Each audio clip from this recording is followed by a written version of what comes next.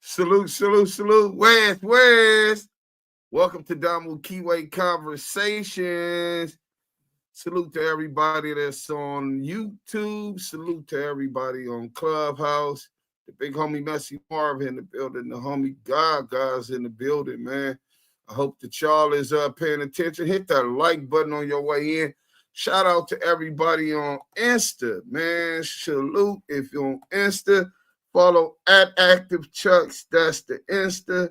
Let me put that YouTube on YouTube at Active Chucks and on Twitch at Active Chucks.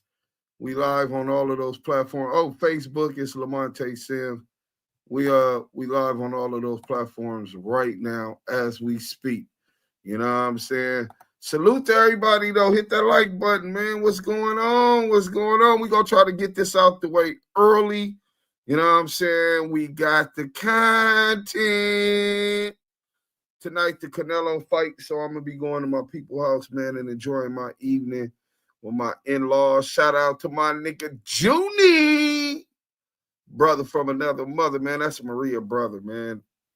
Shout out Jason, the whole family, man. We're going to go ahead and have a men's night watching like a bachelors, you know what I'm saying, watching the fight by ourselves, you know what I'm saying? So, but till then, y'all see the title, Damu Kiwe Conversation, Wack 100, weaponized 3 rats against Big U, corroborating facts to the grand jury. This is some nasty work. Just Bay Area's finest. Hold on, let me close this because Maria coming in and she loud as hell in general, right? Close my office door, you know what I'm saying? But so yeah, man, Wack 100 weaponized 3 rats against Big U, corroborating facts to the grand jury. And obviously, we're gonna be able to show that. We're gonna go through it today. We got a nice show. Believe me, y'all ain't gonna want to miss this one, man. Don't be shy. Get up out them bushes. Hit that like button and hit that like button and tell a friend. Invite them. Make sure that they all know that damn, where the hell is hold on. I thought I sent it to Yael. My bad, Yael. He gonna be on my helmet, man. You know what I'm saying? But hit that like button, man. Help us get in the algorithm for this good old content. We gonna flame old Porky the Pig Paru or Payru. We gonna flame his ass up today. Just Bay Area's finest 650. Yo, Deuce, what up? Just Trips. I'm here for it. Salute to you, King. Binky Mac, salute. Damu Kiwe Conversations, salute the whole squad. Salute to you, King Young Rome, aka Baby Dig. Let's talk about it. Selena says salute to the chat and to the team. Welcome to Damu and Kiwe Conversations. Hit the like button as you enter. Salute, red heart, blue heart, 2 active chucks and 2 stars. I take it those 2 stars or for the Kiwe pop star. You understand what I'm saying? I mean, I never been a pop star. I was a gang star, you know what I'm saying? But I no longer am that, man. You know what I'm saying? My shine and dim, you know what I'm saying? Yeah, what's happening with it, man? Man, shalom, brother, man. I'm over here chilling on this blessed Shabbat. You know, I have to tap in. You know, you over here with this content about these 3 weaponized rats. Weaponized rats is crazy. Man, that is diabolical. But salute to everybody on the dive right now. Salute to everybody in the chat. You already know that's where it's at. And salute to the Blue Wrench mob that's on their job. Are we on Clubhouse, dudes? Yes, sir. Man, salute to everybody on Clubhouse. Salute to the goo. And salute to everybody on stage. If you're on stage, make sure you share the room 3 times so on the hallway we can get that shine. And salute to the mods, man. Y'all see the title. Y'all know what it is, man. Y'all sitting with Deuce M's, the Dom, and Yael, the Kiwe pop star, bringing you the receipts, the authentic voices of the culture in the West Coast. Damu Kiwe Conversations. Hey, listen, man, we got almost 80 people up in here. Kid the 80 barber. people. These days, shout out Damu Kiwe Conversation, Duke Sims, and Yael. Salute, man. Salute to you, man. I'm quite sure you got us up on that big screen because every time, just like Yael always at work when we online, you always at work over there. Mike B, salute, man. Y'all hit that like button on y'all way in, man. I know they've been real stingy on the like button. This is going to be a damn good show today. I got y'all on the big screen. I'm cutting, so I won't be saying much, but we watching. Oh, man, turn that shit up because it's definitely finna go up. Beautiful black lady says, so happy it's early. I'm going to go out tonight. You've been going out every night, beautiful black lady. Let me find out you an alcoholic. You know what I'm saying? Oh, lush up over there. You know. Now I know you out there dating, get back active in the. And listen, man, I commend you, and I hope you find exactly what you're looking for. You know what I'm saying? Selena is talking to them. Big Messy Marv is in the chat. He say, "Salute, John Soda, Damu Kiwe Conversation, strong bloods, love the Crips." That's what he said. Crip blob. You know what I'm saying? Salute, Duke Sims. Salute, y'all. I'm gonna fuck you up, so you keep marking, you keep Meek. What does they call it? You keep mimicking me. Hey, I swear to God, that's what he be doing. Hey, man, shout out to the Triple OG, man. That's my big homie, man. I love his old crazy ass. As solid as they come, man. Real good homie. Papa Dirt, what's up, bro? He say, beautiful. What's up, baby girl? Papa Dirt be up Papa in there. Dirt, what up, nigga? He in there like a macaroni. Teasy say, I'm early to fire CS2 back up. You already know. Teasy, fire, DJ Groomer Demics up. Hey, you know what's crazy? Before we start, my boy worked with academics, so that's kind of like how we was able to get at least a little coverage of the World Star Hip Hop video exposes CS2 back and all of that, right? And then other little things, the Tiny Jaw thing. Look, my boy say he said, bro, act fuck with Wack. He compromised. He's Wack's #1 minion. You see, he cut off Luce and his girl left all out. You got to get Gigi to do it. She neutral. Wack and Act know you big you people. I said, I know, but he loves money more. This evidence will break on every news channel on the biggest trial since the O.J. Simpson case. And then I said, how do Act know that? He said, Wack talk to Act every day like his girl. I'll be in that studio. I listen to them niggas. Last time I gave Aki a video, Wack wasn't feeling that shit. I'm going to peep the video now and send that shit to Tasha K or Hassan. They hate Wack. Oh, man, I ain't going to let y'all know exactly who that was, but that's my boy, man. Salute. You already know. He be like, Lamonte. You know what I'm saying? Beaky Max, salute. But yeah, he worked, he be in that studio where academics work or whatever. And that's kind of like what we've been dealing with the whole time. This voice that y'all support has been, they tried to drown us out. They tried to make sure that we weren't heard for 3 years. They tried to blackball us. We're not these industry YouTube weirdos that y'all accustomed to. Nah, we cut from a different cloth, my nigga. And motherfuckers, you got some people that's in the door that they let in the door maybe because they're not as aggressive as us, maybe because they don't live by the same principles that we do. But I have friendships and or associate with some of them, and they let me know what's going on. You know what I'm saying? And this is from the inside to a nigga that's out here. Deuce, Wack was mad as hell that academics showed the World Star Hip Hop video. Wack was mad as hell that they showed the Tiny Draws video.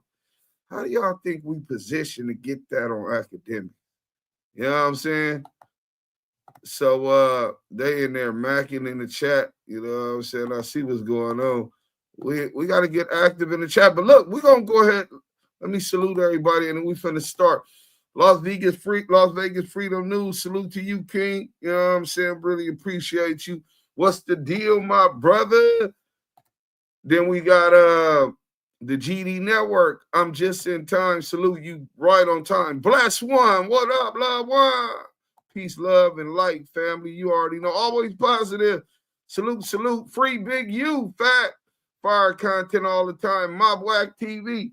Oh, man. The boy Kevro. Is that his name, Kevro? Bro, he flamed Rich Grinder up. Flamed him up. Ran him off the net. This nigga PC'd on the net. It's going down on the net. CCTV Media Network. Salute. Hey, listen, man. We need you right now, CCTV Media. Really, we need everybody with a voice, man. We need all the YouTubers that's out there to assist us, because we got a brother that's incarcerated right now, man. A leader within the melanated community in Los Angeles. Specifically, he's out the Crenshaw district. But he tends to have reach and influence outside of just the Crenshaw district. He was able to mend a lot of relationships across color lines within Los Angeles.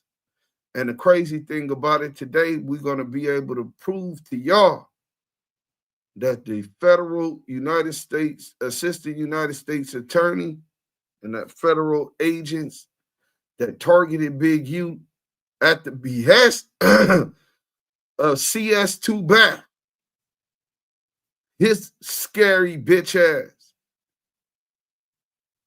are lying on Big U. That this whole indictment started manufacturing fake evidence and narratives from rats and pieces of shit who have relationships, business, and or were friends with Big U. And Wack 100, the federal confidential source known as CS2 back, picked off every one of these close friends of Big U one by one. And he deceived them and lied to them to turn them against Big U. All so that he could then organize them with a narrative and a mission, working with law enforcement to incriminate and implicate that man in crimes which led to Operation Draws Down and a federal RICO indictment of 47 charges. So, the GD Network says Pacoima Parus need to publicly denounce that rat. He make they set look bad like they harbored chivatos. I'm just saying. Hey, nah, GD Network, I don't know where you been at, bro. You ain't been paying attention. I think it was been at least 2 years since, or at least 18 months to 2 years since Big Messi called that nigga out for a fade, told that nigga to come get his put off. That was a G call. That wasn't no young niggas. And then those niggas that's fucking with them being summoned to even add more pressure on them for harboring. And one person whole hood look bad. You talk about just say the brim, say about with the Blackstone, maybe about 1,000 together. Fruittown brim, Hard Park brim, Van Ness brim, City Stones, and Jungle Stones, right? So just say 1,000. You mean to say that one person is going to make the whole 999 people look bad? I think that that's a narrative that's dangerous. You're trying to group and lump all of those gangsters that most don't even do the internet with what you see on the internet, bro. That's crazy. There's a lot of those dudes, you best believe.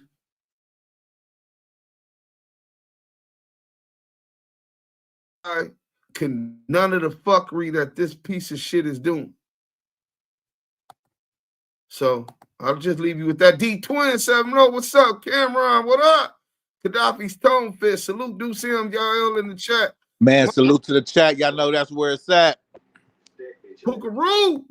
Leon Knight, yo. Twist by Meeks. Good morning, dudes, y'all. Good morning to you. Flyball Pythons, I'm in here today. Salute. Man, salute to y'all. Y'all make sure y'all hit that like button on y'all way in. Thront, free to crip, Big U. Hey, man, salute to you, man. We really appreciate that. We in this mob yelling. Salute to the real ones. Hey, man, you definitely in here with the real ones because this is where they're going to be. You know what I'm saying? Muddy Water, salute to dude, salute to y'all, salute to the family and the members. Blood, fire. Let's get into this content, man. This is what y'all came for. This is what we gonna get y'all. I just had to put a couple things into perspective, and we're finna get right into it right now. Let's go. Scandalous Los Angeles TV set the stage again. My brother. Y'all go ahead and make sure y'all like, subscribe if you haven't subscribed to most Scandalous Los Angeles TV. My brother finally is monetized. Let's go. Welcome back to Scandalous Los Angeles TV, where we expose the exposers. All of Porky and Lucy's lies are starting to unravel. And now Porky's doing everything he can to cover his tracks. Porky has officially turned on Lucy, just like we told you guys he was gonna do. And now, they're at each other's throats. But that's nothing new. Porky turns on everyone who's ever tried to work with him. Me first, you crossed me. Big U second, you crossed him. Wacko, you crossed him. You talk about game behind his back. You talk about game behind his back. Jim Jones, all you know about Jim Jones is he's a rapper and what he raps about. But let's look at his fucking credentials when it comes to the streets. He ain't that. What up? A lot of game ain't that. Game ain't never seen the penitentiary, bro. He did 30 days in the county jail, bro. Game ain't never seen the penitentiary, bro. He did 30 days in the county jail, bro. He even turned on Skin Down, the very first YouTuber to take his clubhouse rooms and upload them to YouTube. Load up that clip. Wack 100. Skin Down ENT was murdered in Seattle a few years ago. After his death, Porky... Rest in peace to Skin Down ENT. He is also the first YouTuber outside of, our music, the music that I created that put Do Sims and any of my content on YouTube, man. So rest in peace to that brother. Condolences to his family. Let's go. Pretended to be helping the family. Y'all just got off the phone with Skin Down Mama. They was trying to run the narrative, told the lady I'm the first one knew, so I must have knew something about the murder. No, it was the mom, the brother locked up, he fighting the body and the sister. So, hey, Gigi, network, I found out it. That's how I found out. And I found out that nigga ain't no voice or nothing but itself. I didn't know if it was real or not. I didn't know if the family wanted out or not. I waited till the next morning till I seen it on the blog. You gonna appoint somebody before we did our work. Yeah, right. So, long story short, the body is up in Seattle. He's from like Lawton, Oklahoma. So they trying to get the body back, but you already know how it goes. Long story short, family needed some assistance on moving the body. Hello? Yeah, we here. Yeah, we can hear you. Yeah, family needed some assistance on moving the body, so they trying to move the body down to Lawton, Oklahoma. Nah, Unc, I told you he's from Seattle. Nah, he ain't from. Nah, he's from Lawton, Oklahoma. No, he ain't from out there, but he lived out there. I called a mortuary. I've been doing a lot of business with for many years, and that's down here in my neighborhood. So they gonna call up there. Shout out South London. Get the body moved for him. And because they was talking to him direct, they was trying to hit him for like 5. Hey, real quick, shout out to the homie G-Mac 2-1. That means Pacoima Paru Bloods, 2 P's and 1 B. The GD Network. No disrespect, but mind your hood issues and let us deal with ours, homie. Not everything is for the net. And we gonna leave that one at that one. Good looking out, G-Mac. 5,000 to do it.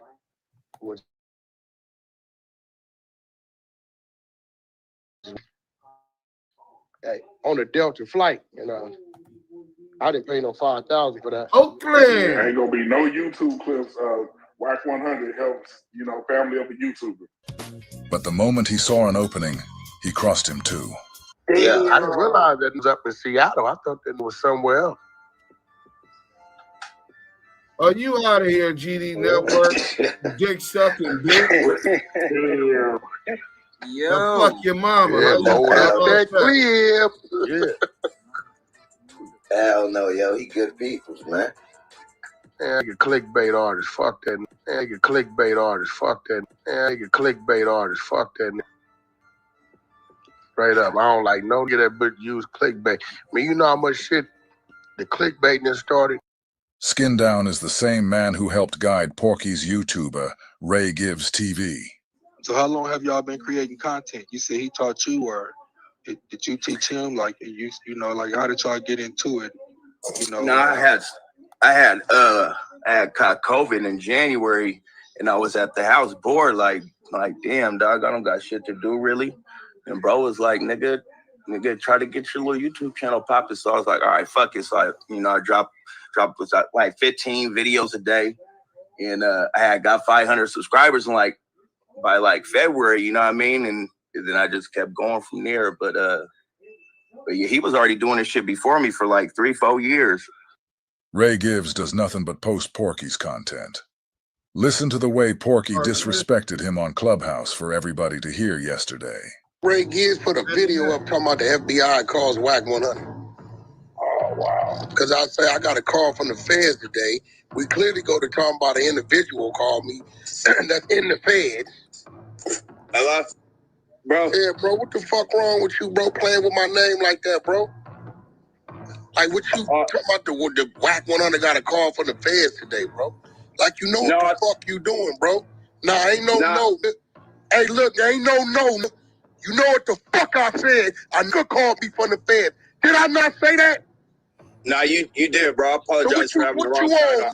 I'll take it down, bro. That's my bad, bro. Fuck wrong with you, bro? Playing my fucking name. Stop playing with my fucking name. I heard you wrong, bro. I'm about to take it down right now. Fuck you mean you heard me wrong? No, I thought when you said the feds had called you on the live last night on the exposers. I said I got a call from the feds today. Oh, okay.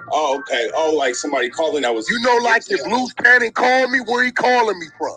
Right, he's calling you from the feds. That's my bad. You get that? If one of mine called me from Folsom, you know what he calling me from? He calling me if I got a call from the state today, my pen. What is you on though, bro? I get attacked a million ways. Now you just on some fuck shit. Nah, bro. I'm taking it down right now, bro. That's my bad, bro. I apologize. Stop playing with a name, homie. Stop playing with my name. Let's go right on it. Yeah. Nah, I apologize for that, bro. I heard that wrong. You were saying somebody that was in jail called you. Pisces pimping, salute. I just took it down, bro. That's crazy as a motherfucker playing with these clickbait titles. This is like, come on, man. Y'all I apologize for that, bro. You know how many people just read the title? I got a million niggas playing with my name and titles. Now, did I help feed playing with my name and titles? That ain't gonna work like that, bro. Facts. Nah, I understand, bro. I took it down. I apologize for that. It's about taking it down. It's about changing the fucking, make the fucking title read what it's supposed to read. Right. Y'all just crazy, bro. Y'all used to have no motherfucking consideration for nothing. Yeah, that's my bad, bro. I'll be sure to be more mindful with that. Ray Gibbs, if you ever need help with the title, bro, reach out, bro. We'll help. It's crazy. Nah, that's a fact. I apologize for that, Wack. I'll be sure to be way more careful and mindful of what you're saying and how you're saying it. Because all you was saying was somebody called you that was locked up, basically. The FBI called Wack 100 over Big U, bro. This is how the slaves on Porky's plantation get buck broken. You never hear Porky speak to Aryan Adam in such fashion, because Porky views Adam as his master. Is old rule number 1. 48 laws of power. Never outshine the master. And we talked about this, Travis, yesterday with me, you, and Lush on the 3-way. I said, Lush, did you consult with Adam that you were bringing the gentleman back that he saw boosting, attempting to boost, or did boost merch from his building? Lush said, no, Wack, I was trying to massage it to make things right. See, Lush, this where you went wrong. You tried to outshine the master. You tried to make a decision that you ain't qualified to make. That word master is what throws people off with that law. They hear it wrong, right? But you can't hear it that way. That is Adam 22's building. We've been watching Porky pull this routine for so long, it's no mystery when we see it happen again. So when it came to him and Lucy, we already knew. It was only a matter of time. Now it might take a little longer with Love's boys. But that's only because there's no fight left in that dog. Porky neutered his nutsack a long time ago, right after he embarrassed Porky and made him cough up $2,000 for fake paperwork. Congratulations, man. Congratulations, man. $2,000. Exposure strike again. So now that Porky and Lucy are quarreling, all of the lies that they told together are unraveling. Porky took Lucy on No Jumper with Aryan Adam and lied about numerous events. Gay laws of One power. of those lies was that Lucy beat up music producer Molly Mall at the orders of Big U. You know, when you're in hood politics and stuff like that, and, well, let me go back where it first started, right? So I ended up whooping Molly Mall ass, right? Put it on camera and shit. Guy named Big U. It was cool. They used to be brothers, right? That's you talk about Big U and Molly Mall. No, Big U, Molly Mall, and you. Yes. Molly Mall, who you're friends with. Yeah, that's my brother. Yeah, that's my brother. Yeah, that's my brother. Let it be noted that a witness in Big U's case is Porky's brother. He knew Rat Tail Dale, and his brother is witness number 2. So, y'all make sure y'all remember Dale Morrison and Molly Mall. We're going to break this down, especially about this alleged fight, because we got new evidence that puts to lie the lies that Luce, the liability, and CS2 back narrated on No Jumper and Academics to target Big U, and they are named inside the indictment. We'll get into the paperwork where it's named. Let's go. Think about how quick Wackoon and his chicken shit exposers are to throw fake rat jackets on their own people, but hide and protect the real ratting of his Arabic brother. How come there has never been a video from the exposers about Porky's Arabic brother? This is why we call him Wackoon. Right. Yeah, they used to be, they all... He put us on the phone together. Still my brother. Yeah. Molly Mall is a good dude. He just a scammer. Knows all the rest. He knows. Molly's not a scammer. Allegedly. Molly Mall is a scammer on Chris. You and Molly But Mall they is good. cool. They still good. No, me and Molly Mall is good. He talks the truth, regardless Molly's if they not like a it or fucking not. scammer. I fuck You with know what? This is what I'm okay, saying. look, All the business I've ever did with Molly, he always delivered. No, have you ever just seen do Molly music. Mall produce a song? He has the producers. No. Pooh Bear, nigga. Pooh Bear is a writer. Pooh Bear is. He makes the studio available. He provides the beats. He demos them. And then when people pull up, he press play. I got a hit, the Game and Jeremiah joint. Every time Molly Mall's name is brought up, Porky brings up the hit that Game and Jeremiah made.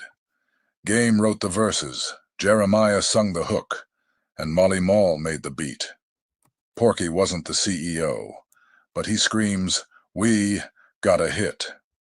His talent wasn't needed, nor was it used in any part of that song. But every time Molly's name is mentioned, Porky shouts, "We got a hit." No, he's just saying though, he just puts his name on things. He don't really do it. A whole bunch of these producers do that. That's smart. You know that shit. You right about That's that? true. That's a fact. Go ahead. We listen. Okay, so basically, after I whipped Molly Ma's ass for doing some bullshit, and then and Molly Ma would tell you, he was like, I was in the wrong, I was fucked up, I was going to jail, I was off drugs and stuff like that. I was just fucked up. So I don't know why I play with you like that. So Cannon just admitted that he didn't beat up Molly Mall for Big U. He said he beat up Molly Mall because of something that Molly did to him. He even said Molly Mall admitted that he was wrong for what he did. Had nothing to do with Big U. But watch the way these two informants insert Big U into this story.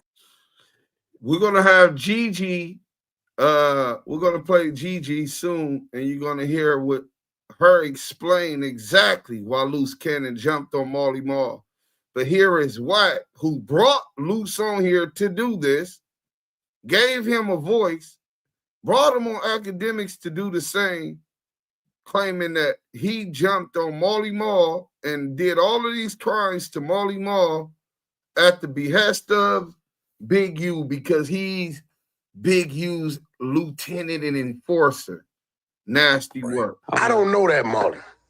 I guess when I come around, I've never seen him do drugs or none of that shit. Yeah. So, I told him that, and then I guess he's not for sale. Big U told Molly Mall some shit, and then when Big U told Molly Mall some shit, he told you. Molly Mall told you. He definitely told me. And then you called Big U, and when you called Big U, he got mad because you outed him. Or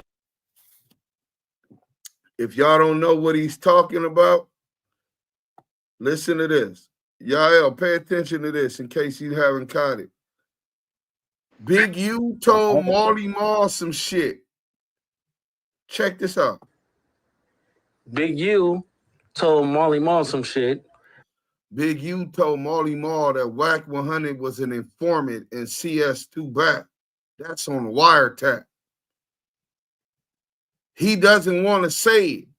Wack doesn't want him to say it. So he just said he told him some shit.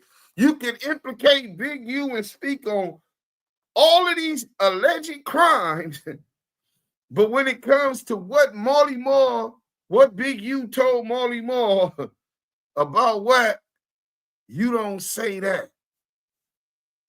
Nasty work. And then when Big U told Molly Mall some shit, he told you. Molly Mall told you. He definitely told me. And then you called Big U, and when you called Big U, Molly Mall told Wack, hey, Wack, Big U told me to stop fucking with you because you're an informant.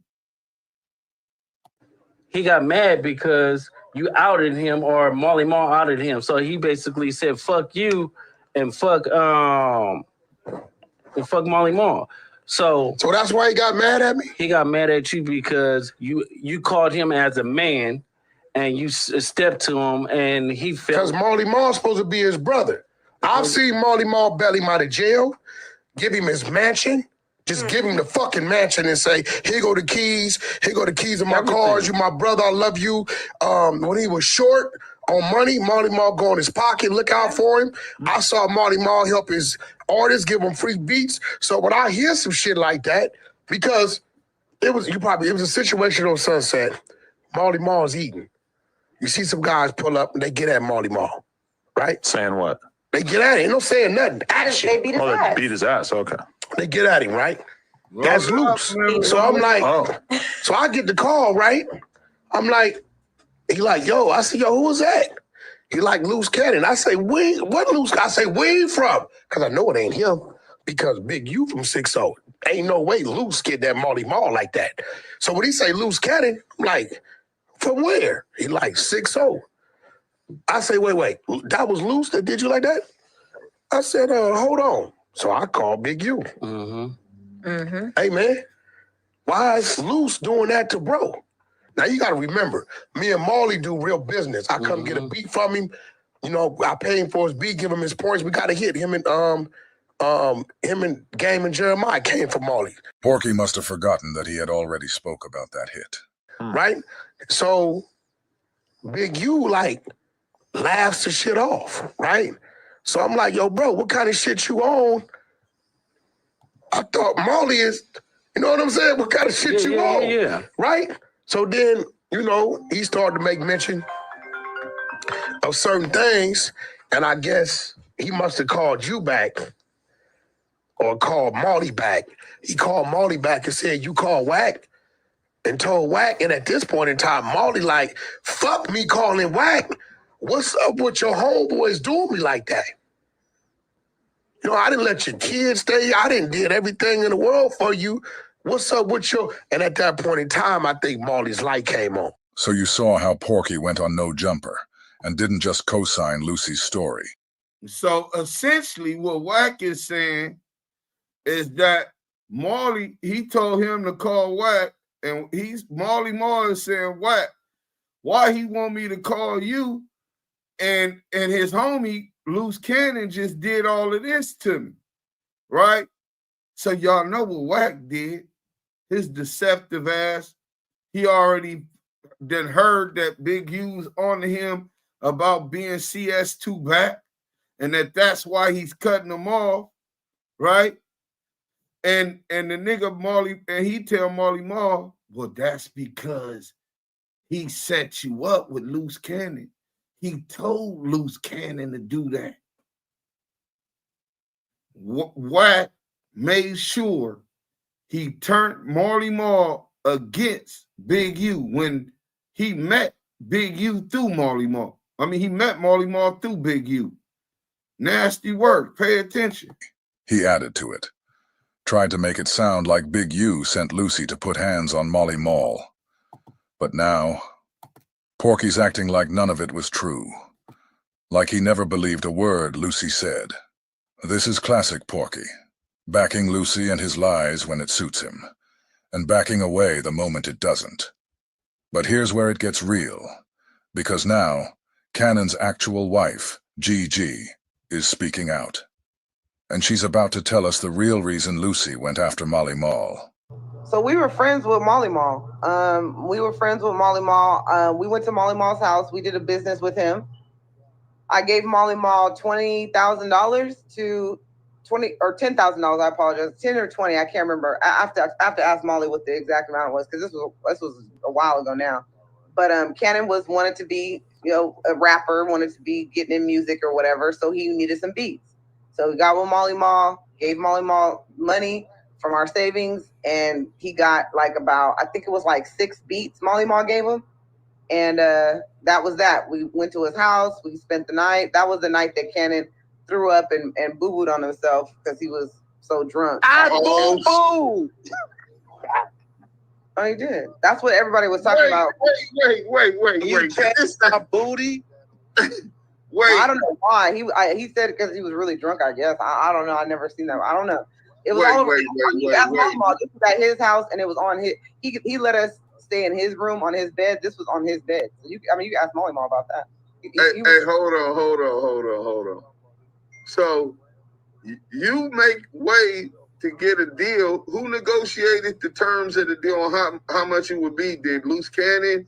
I did. I talked to Molly. I was negotiating everything. The business went through me, and it was me and Molly Mall that conducted the business, and then got the beats, what songs and stuff like that. The beats that he had, paid him, and that was that. Right, and then Luce Cannon is pushing his narrative that Molly Mall was what he said, a fraud. No, scammer. I don't know. Listen, I don't know what Molly. Like I said, all I know is the business was legit. He gave him what we paid for. We heard the beats before we even paid for him, because he played multiple. So Cannon picked which beats he wanted from the catalog that he had and what beats that he could give away. Right. That's it. So he listened to which ones he liked. We were there. Like I said, we ended up spending the night because we were there for so long. We was drinking, just picking out the beats or whatever. He got what the songs that he wanted. I believe it was 6 or 7 of them. Molly Mall was paid, and that was that. And this was us out to dinner with him and a girl that Molly was dating at the time.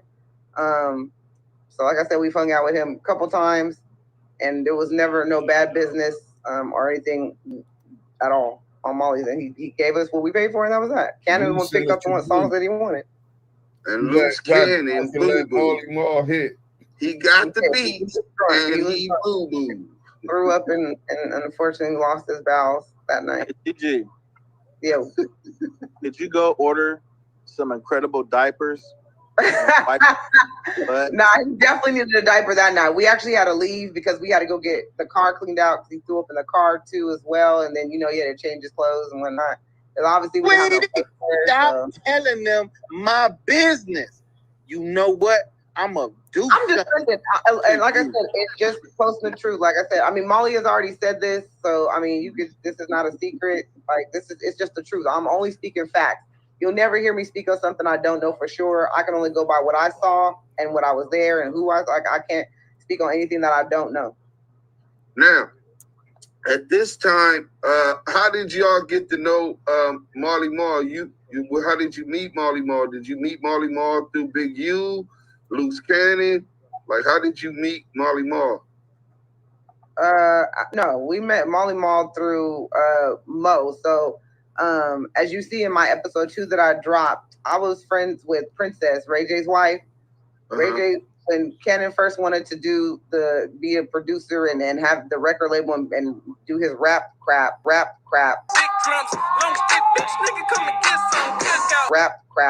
I created Integrity Before Money, IBM. So I created that, paid for the logo, the design, started that, and then he went on this like mini tour. We paid for the publication, you know, for that song Cookout to go out. This was before he put Wack's head on the grill. So before he did that, we paid $2,500 for a pub run, and he was paying TikTokers, you know, to try to push Cookout, and it flopped. So then I'm like, okay, he's like, I need a publicist. So I hit up my girl Princess. Princess publicist was Mo, this girl named Mo. And then Mo is actually the publicist for Black China as well. That's how Black China came into play. Right. And Black China obviously had Maui out during this time, and that's how Molly Mall came into play. Okay, so y'all met him, and then y'all had a pretty cool relationship with Molly Mall. Yeah, absolutely. Okay. Absolutely.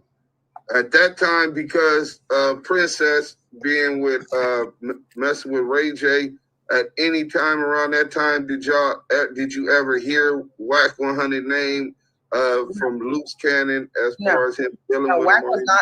No, Wack didn't know. No. So Wack came into play after Cannon set up that Molly Mall.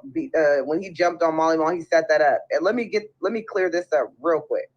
So the only reason why he set that play up because Molly Mall has slid into my DMs. Molly Mall has slid into my DMs. Molly Mall has slid into my DMs and was basically like, man, what are you doing with a nigga like this? You a boss, like you're very articulate, blah, blah, blah, blah, blah.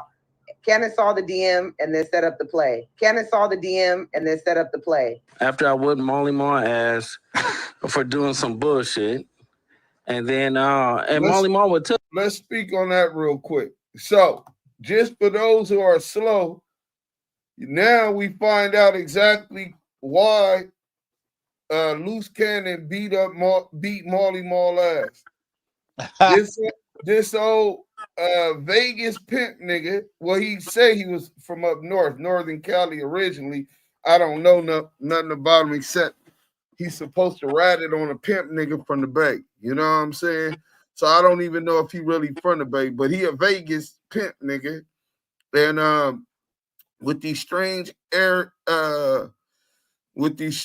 animals in his house and all, he had these cases pending. He's a piece of shit, right? And but he see Gigi, I'm taking it. I know a lot of pimps, and one thing a pimp wake up to do every day is trying to knock another bitch. He don't give a fuck who bitch it is.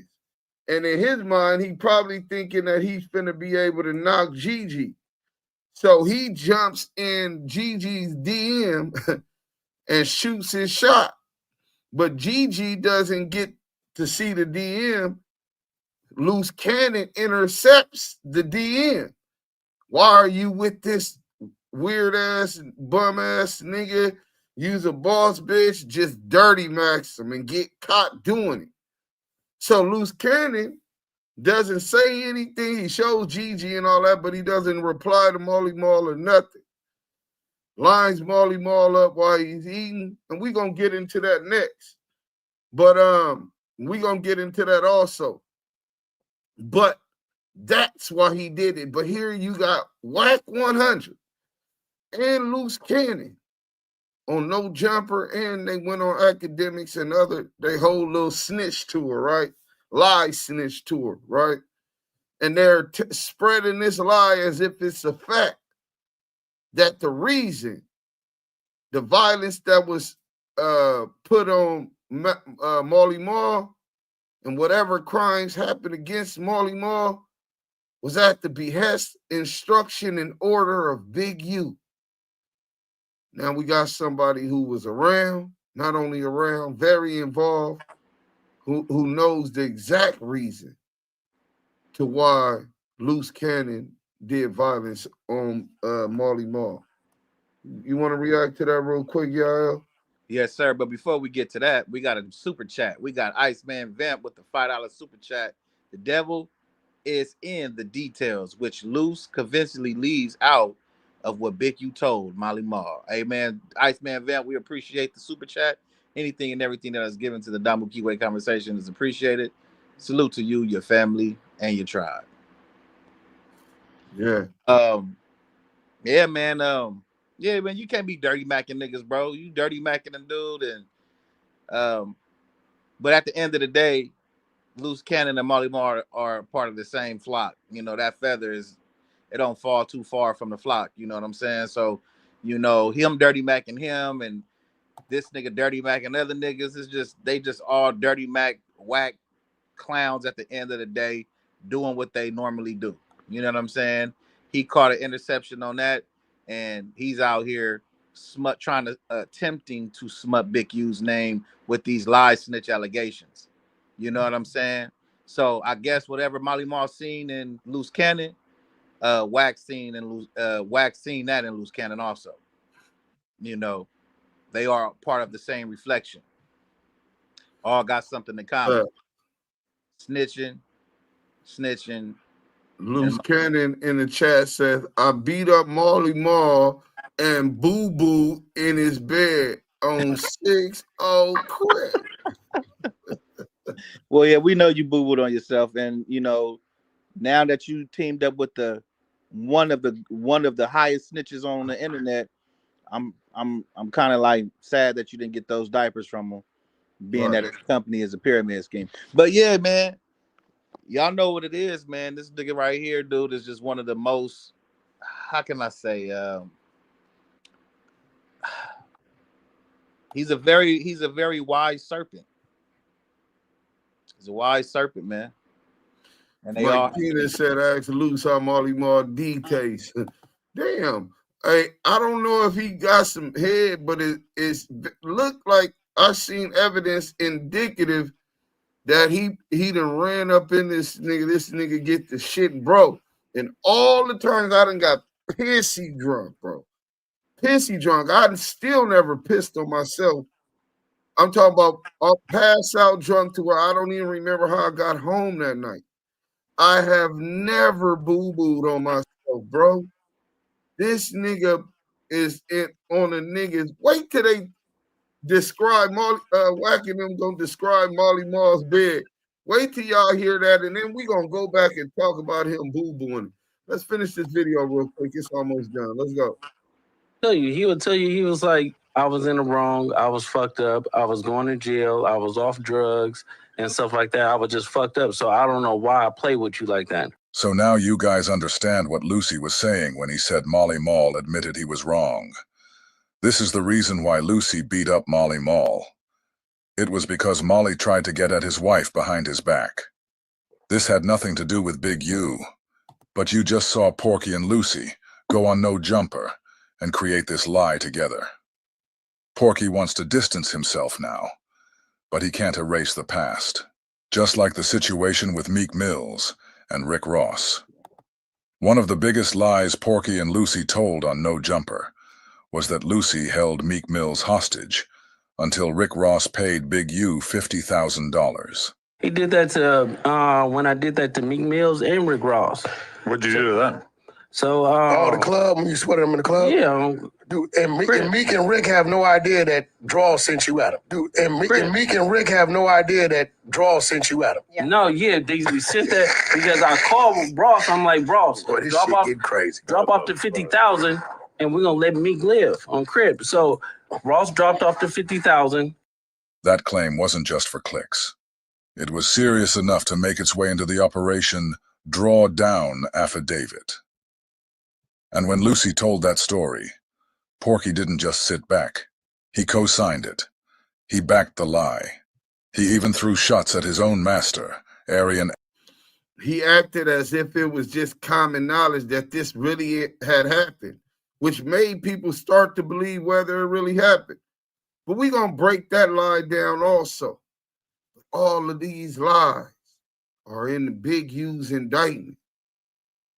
Wack 100 not only orchestrated this, he not only facilitated and recruited Luce Cannon, Marley Marl, and Dale the Long-Tail Rat to do this, to implicate Big U in crimes to the feds, which all show up in the complaint and the indictment.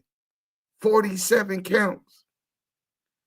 He's on No Jumper with him, co-signing, corroborating a witness's statements which implicate someone in a crime.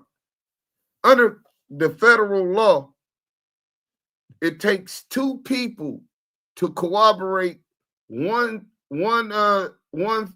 fact for the court to take that as a fact, to be able to believe this as a fact. Here, you got Luce Cannon talk about this Meek Mill and Rick Ross shit, and then it's even citing, you even got Wack 100. But you niggas be online arguing that he ain't no rat. You niggas don't know what the fuck a rat is. Let's go. When Adam dared to question the validity of his and Lucy's claims. When you interviewed the boy that said he took a 50 ball from Cuz? Oh, yeah. That's that story, right? You gotta understand. This is a whole nother coast, so it didn't reach over there yet. Oh. Like, now that I'm up here, and it's gonna, you see how y'all only gotta, it didn't go that crazy. Like, people don't know too much about what his name is.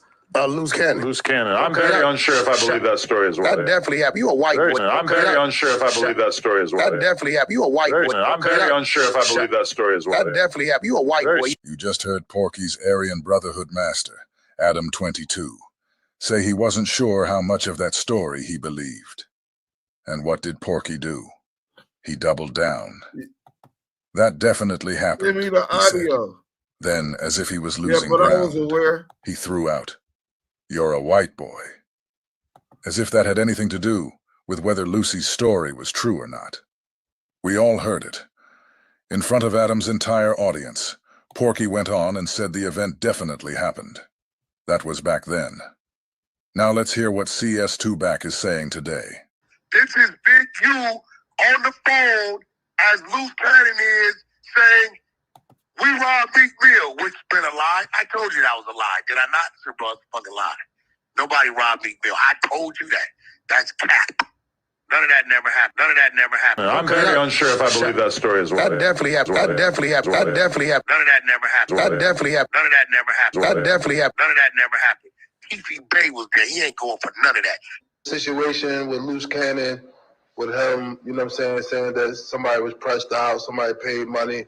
Everything Luce ever said was a lie. That's all, folks.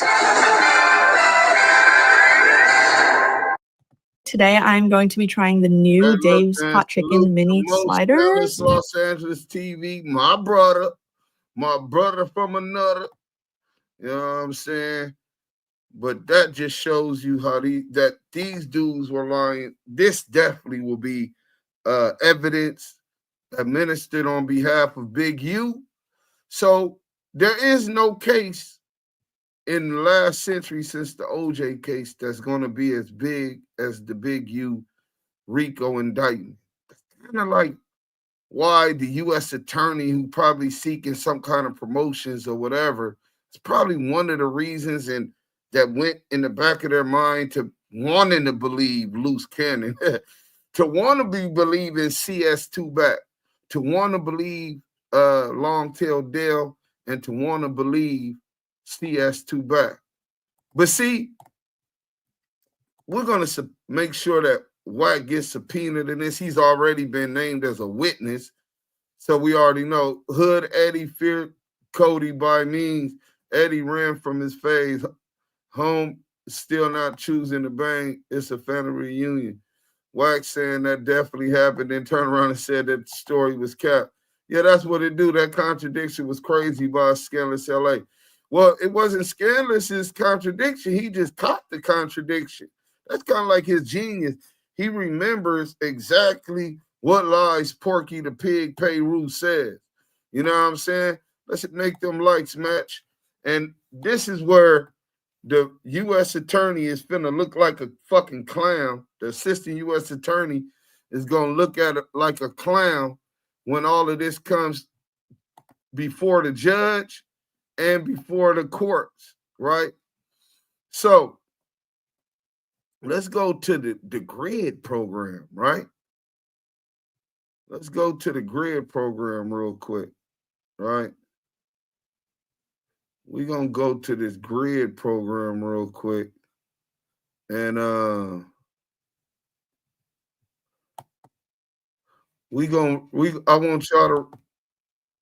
want y'all to remember this. This was on $1 million worth of game. I want y'all to remember this, man. You know what I'm saying? Take y'all back real quick to the Bloods and Crips featuring Wack 100 and Big U on $1 million worth of game. I want y'all to pay attention to this contradiction. You know what I'm saying? Let's go.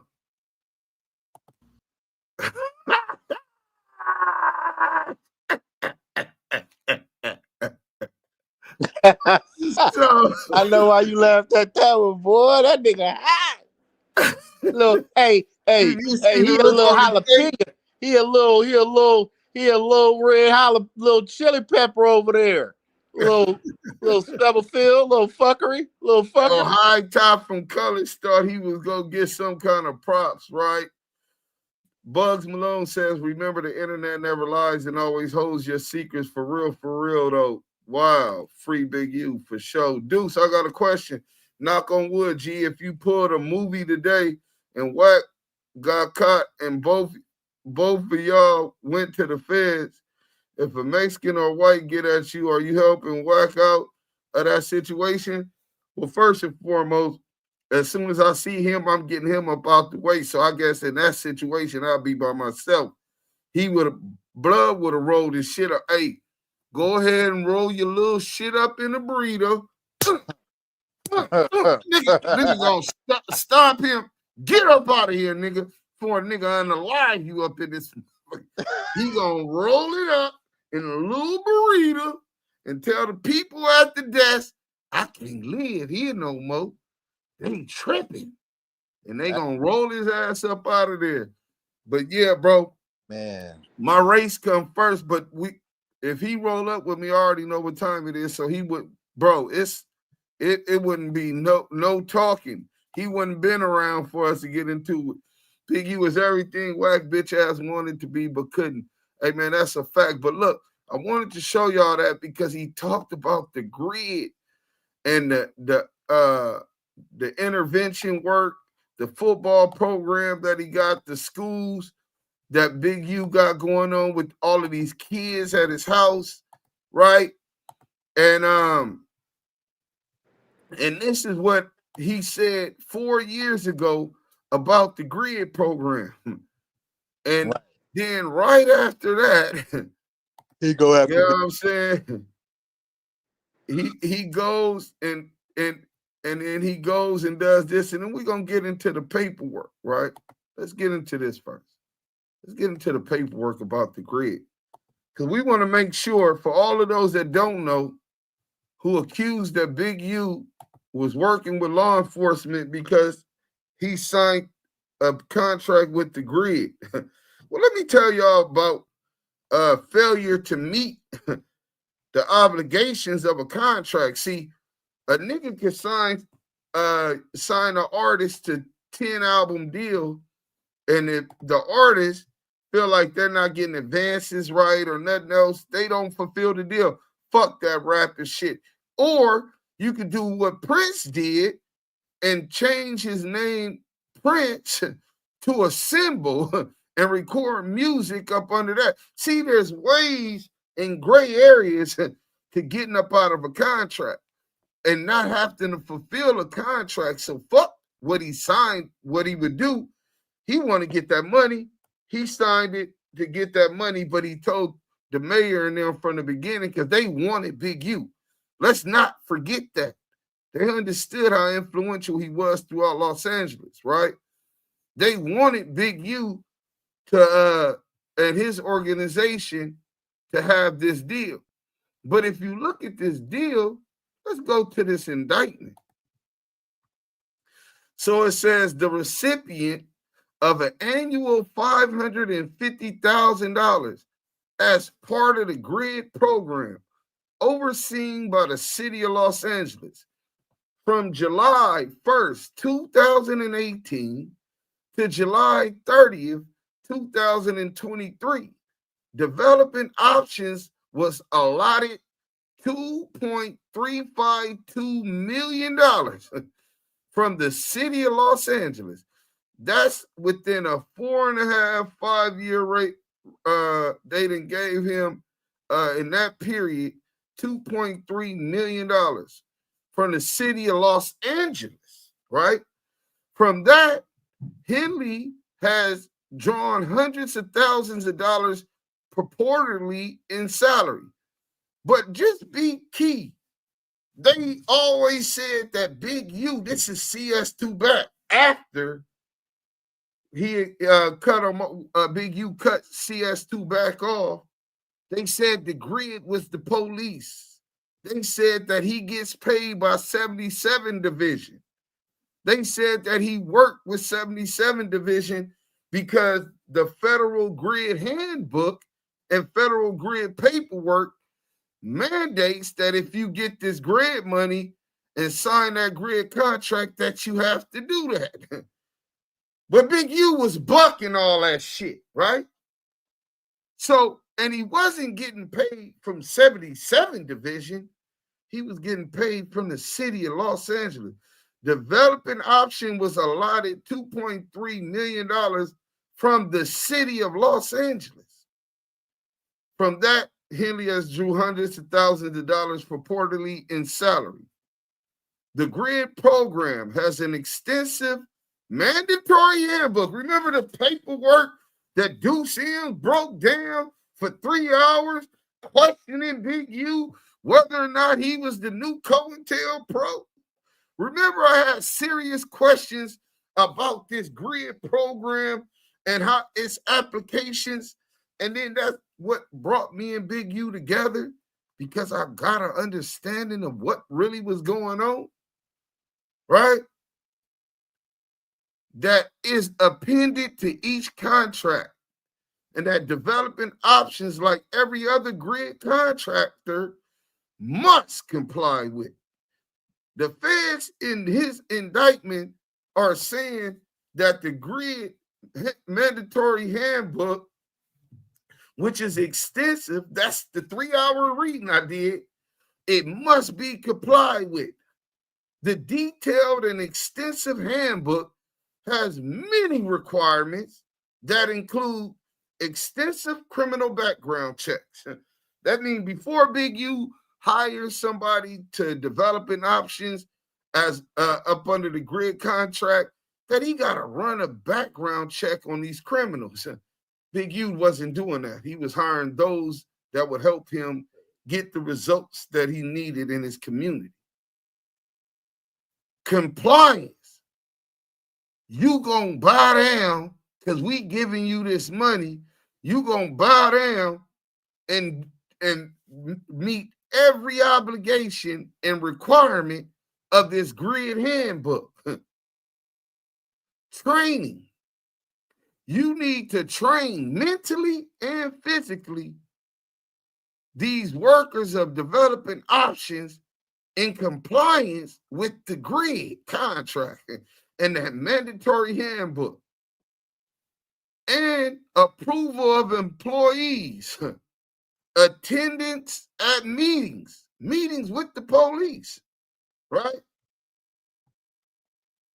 Logging activity. Logging activity means logging the activity that's going on in the community.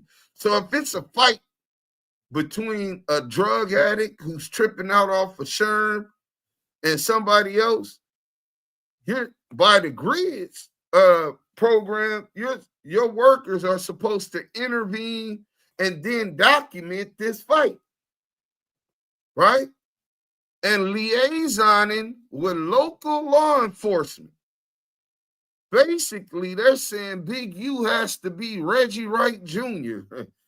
for LA. He has to be a liaison with the LAPD, among other requirements. Now, this is what the assistant U.S. attorney says.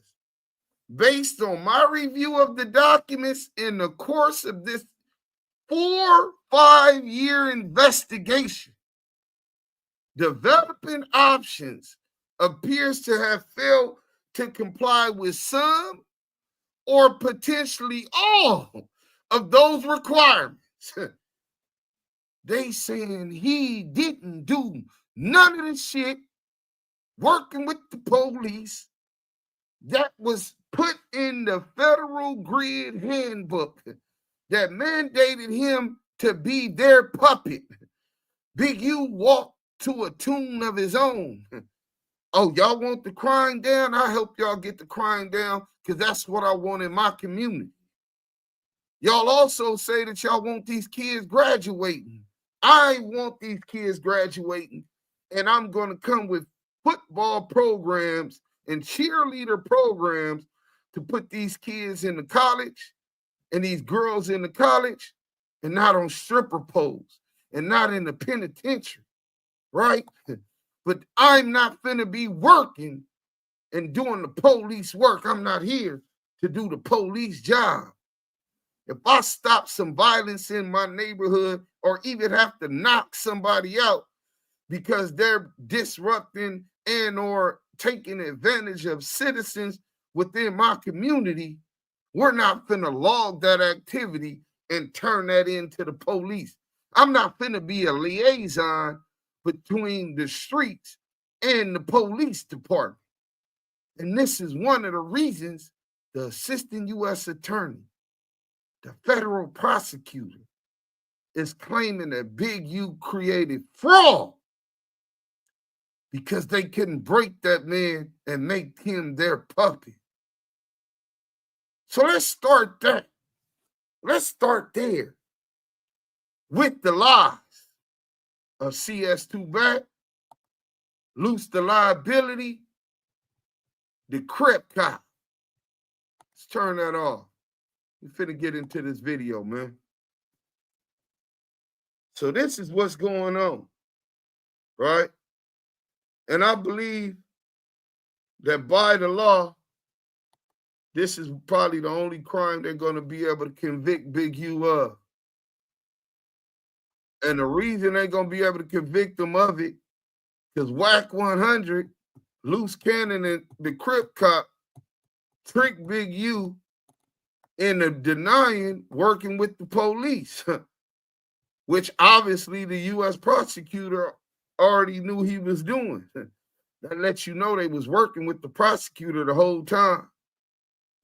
And when Big U got on and he denied using the phone, being a liaison with the police and all of this shit, he essentially pled guilty to that allegation. I expect that this is one of the only crimes that Big U is convicted of in this whole RICO. Let's get to it, man. Hit that like button. We cooking. Remember this?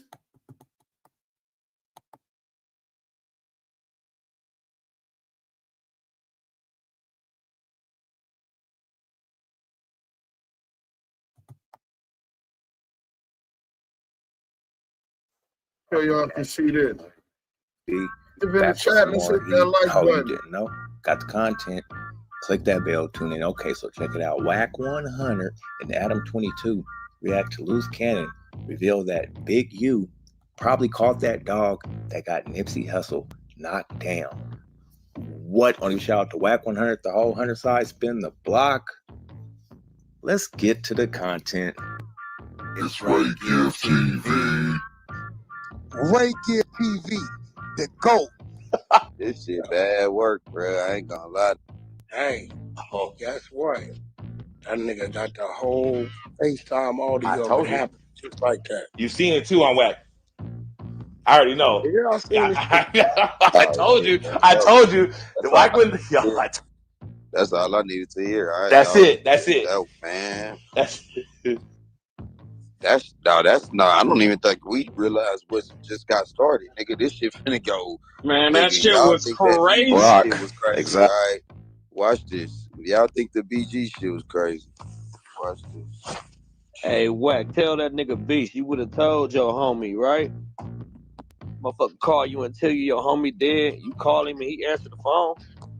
No, he called him premature. Called him premature. Oh, so that was another one of the first lies. The Nipsey Hustle phone call from Luce Cannon, because Big U called 30 minutes early and told him Nipsey was already unalived. That was a farce. And y'all gonna hear Gigi admit that she was in the bed with him when Luce Cannon's twin brother called to tell him that Nipsey had got killed. That's how he first found out. So that if somebody would implicate Big U in a murder on No Jumper in front of 5 million people, as well as all these other platforms, what wouldn't they lie about?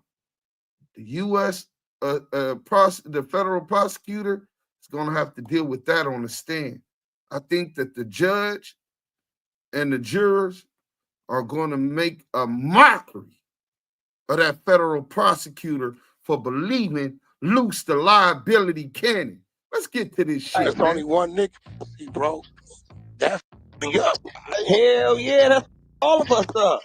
Nigga, Yeah, that's nigga, that ain't nobody stupid. Nigga, like, bro, like, y'all gotta remember, dude left and came back. Y'all forgetting. That's a fact. Did it 3 times. He sure did. So imagine Big U did knock down Nipsey. Imagine Big U did give the order to Shitty to knock down Nipsey. This nigga CS2 back is on Clubhouse trying to convince everybody publicly implicating Big U into a murder. And he's not a federal informant? Yeah. Bro, that nigga called prematurely. Yeah, Wack. Yeah, because they got into it and dude left. He called prematurely, bro, but here go the thing. I never thought dude had nothing to do with that. Like, nah, man. Nah, when not after that money situation, you was talking, just saying about some months back. Yeah, I ain't never thought he had nothing. When you put it this way, I've seen the paperwork on the lawyer shit. I seen it. I seen him online, all of it. Well, I can't lying about him trying to move all that shit and try to get all this shit. That's what I'm trying to say. So once I heard that, nigga, my mind had already shifted. So then now that I hear this, and if once nigga hear them phone calls and man, That's how they say it. Always be your own niggas. That's why I said what I said earlier, man. Every homie ain't your homie. I'm a damn near say most ain't.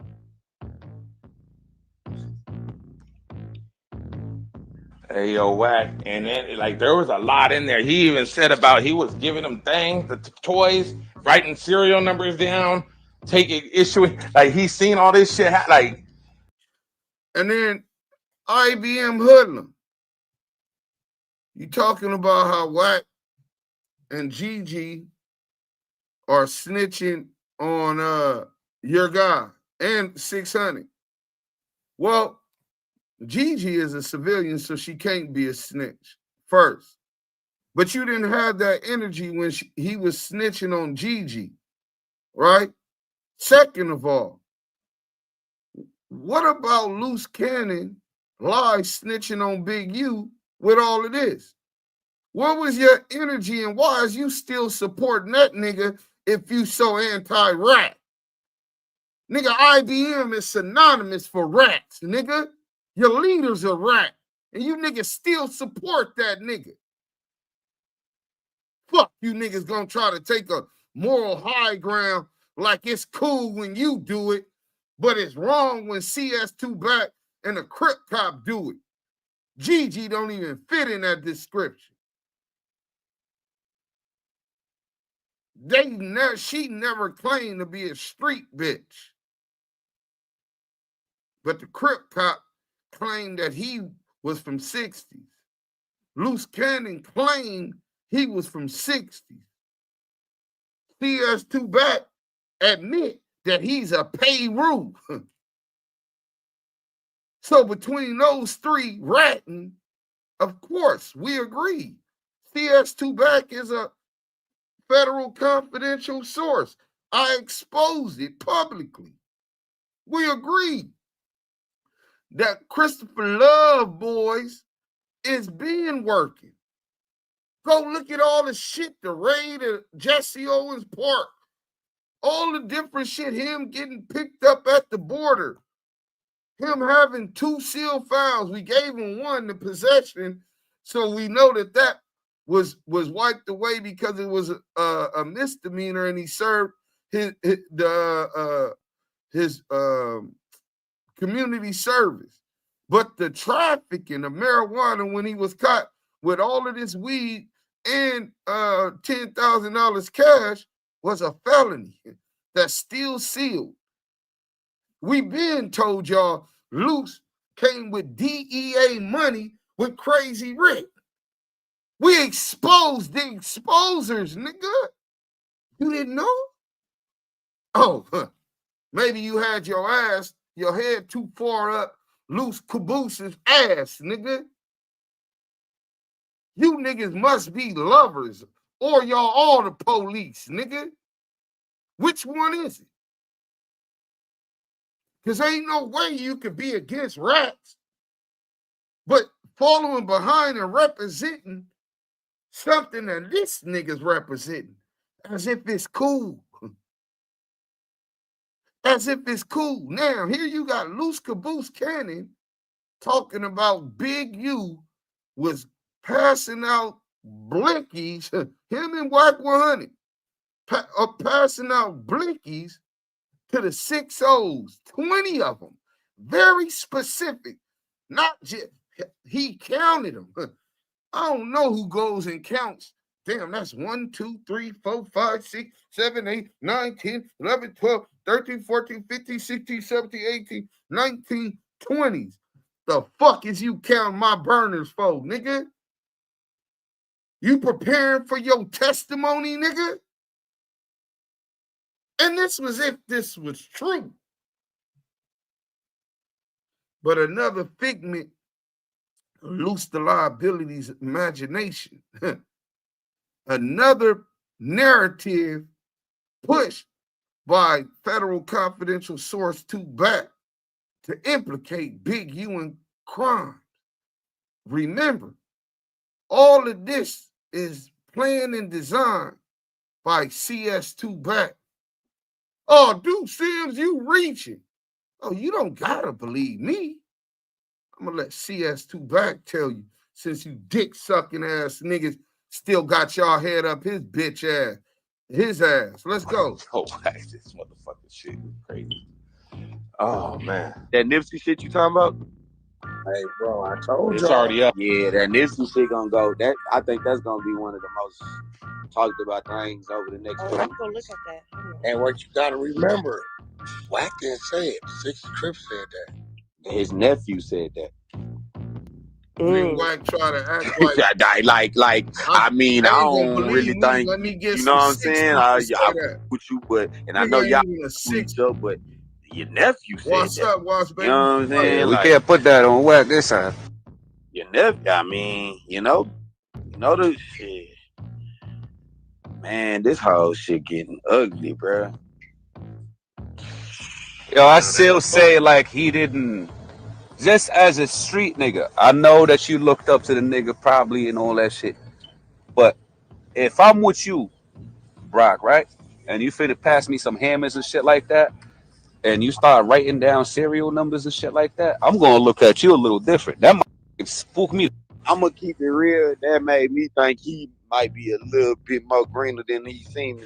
Like, cause I ain't gonna lie, like it ain't no way that you giving me anything and writing a serial. That's what I'm saying. And with a You missed BlackBerry the in whole, 2020, you nigga, missed the whole shit, bro. He said he watched write down the serial numbers to burners and then go hand them out in the neighborhood. That's a fact. And with the Blackberries too. But that's with what the I'm. Blackberries. That's what I was saying, Wax. So then, real quick, I wanted to respond to this.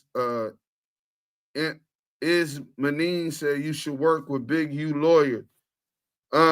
Big U Lawyer already has everything that we got. Big U Lawyer already has everything that we got. And anything else that we come up with that supports their case, we will make sure we get to the lawyer. Because the facts need to come out.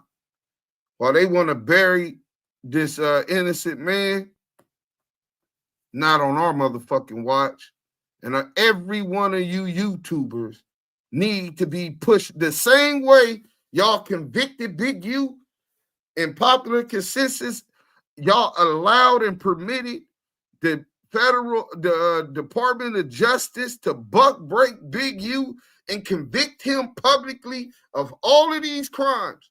You same dick-sucking bitch-ass YouTubers that push Wack 100, the Crip Cop, and Luce Cannon's content for over 3 years online, implicating him in various crimes. You bitches is obligated, if you have any kind of credibility, nigga, to spread the truth the same way you bitch-ass niggas spread it, them lies, for money, nigga. If not, everybody here should know that those YouTubers are compromised. Al Prophet, you running all of those narratives talking about you believe Luce Cannon? How that's working out for you? You got an opportunity to right that wrong. Wherever truth appears, falsehood disappears. Ray Give, all of them bitch ass pieces of shit, we already know where they at. Those degenerates, they don't value nothing but them little coins that come through YouTube, and it's not that much. Believe that. You know what I'm saying? Yeah. I mean, let's see. Oh, No Jumper. Well, we know where he stands at. Adam 22 knew this investigation was going on from day one. Day one, and I'm gonna show you proof of that also. Wackademics, you know what I'm saying? Groomademics. We know where he's at. I read that before. But all you other YouTubers, have some kind of integrity if you aspire to be a journalist. Make sure you have some kind of credibility left when all of this is over with. Because we ain't going to forget. And I'm quite sure that the people on YouTube that listen to this content, they're not going to forget. Let's get back to the content. But remember, all of this was a play planned by a federal confidential source. He didn't look at him a certain way when he did that. Yo, listen, I keep trying to tell y'all that section and see what's going on is niggas is spilling the beans. Wait, that's what's going on. Did y'all just hear what Wack said? He's saying, let's see what date this was. Over a year ago, but let's see what's the actual date. January 21st, 2024. So you're talking about 16, 17 months ago. Wack 100 knew that niggas was over there spilling the beans in the 60s. He knew that they were over there spilling the beans in the 60s. You want to know how he knew? Because he had recruited, befriended, deceived each one of these niggas that claim they're from 60s and turned them against Big U and had them implicating Big U in crimes, just like Luce Cannon was doing. And that's what Wack is telling these niggas. Them niggas over there is spilling the beans in that section. Let's play that again. And with the blackberries too. But that's what I was saying, Wax. So he didn't look at him a certain way when he did that. Yo, listen, I keep trying to tell y'all that section and see what's going on is niggas is spilling the beans. That section niggas is spilling the beans. That's what's going on. You notice it ain't none of Nipsey homies that ever came out and Wack, you lying about that freak shit. You know why? Because a few of them was participants. They know. Ooh. Niggas is just spilling the beans. He was about, listen, he said something else in there that he's setting them up for. You didn't hear what he said? Yeah, Nipsey got a baby by my cousin. You know why he know the footage exists? You know why Luce Cannon know that the footage I speak of is real? That's the baby mama? That's his fucking cousin. Oh, shit, bro. I'm done. I'm gone. All right, y'all. You didn't catch when I said, you stupid. Luce been with me the whole time, you dumb, stupid ass. Them niggas over there shaking like Knots right now. God. Luce has been with him the whole time. He made a diss song about Wack. He made a diss song. That was the play to do that. Hey, so he's saying Luce been wanting to come out. Them niggas over there shaking like Knots. Because Big U knows that this nigga Wack is an informant. Big U knows that these niggas is lie snitching on him, trying to put him in jail. Of course he's going to be shaking.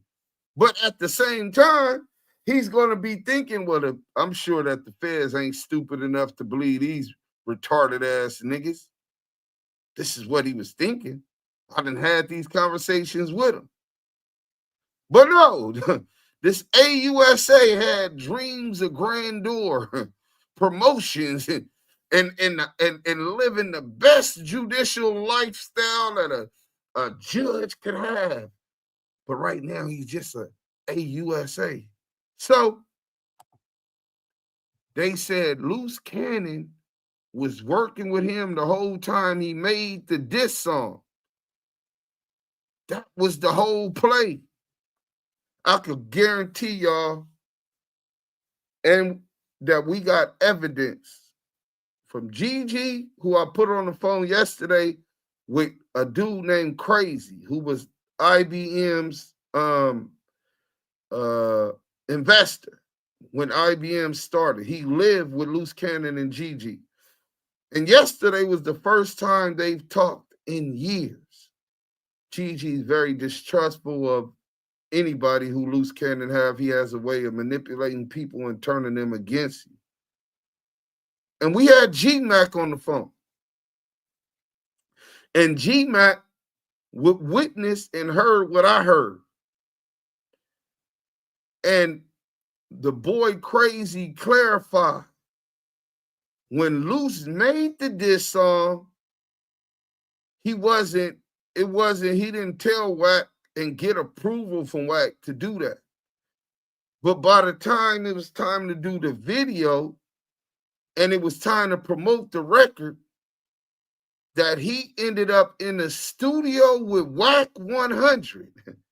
And Wack and Luce Cannon were laughing about it and planning on how they could blow this song up. Hey, G-Mac, can you hear me right now, bro? Because G-Mac on Clubhouse. G-Mac. He might not be able to talk or he can't hear me right now, but he's on Clubhouse. But he can vouch. And Gigi will vouch. Because Crazy doesn't even want... Yesterday, we had a call with Gigi and somebody else. Who did we have on the phone? We put them together. Homie Crazy, man. Yeah, man. He's been talking about this years ago. And finally, when it all came in play, I remember who he was. And, me and him was chopping it up, man. And, he broke the whole shit down. And everything that Gigi is saying, he confirmed is true and some. Now, one particular part, and I'm going to let you get back to what you're doing.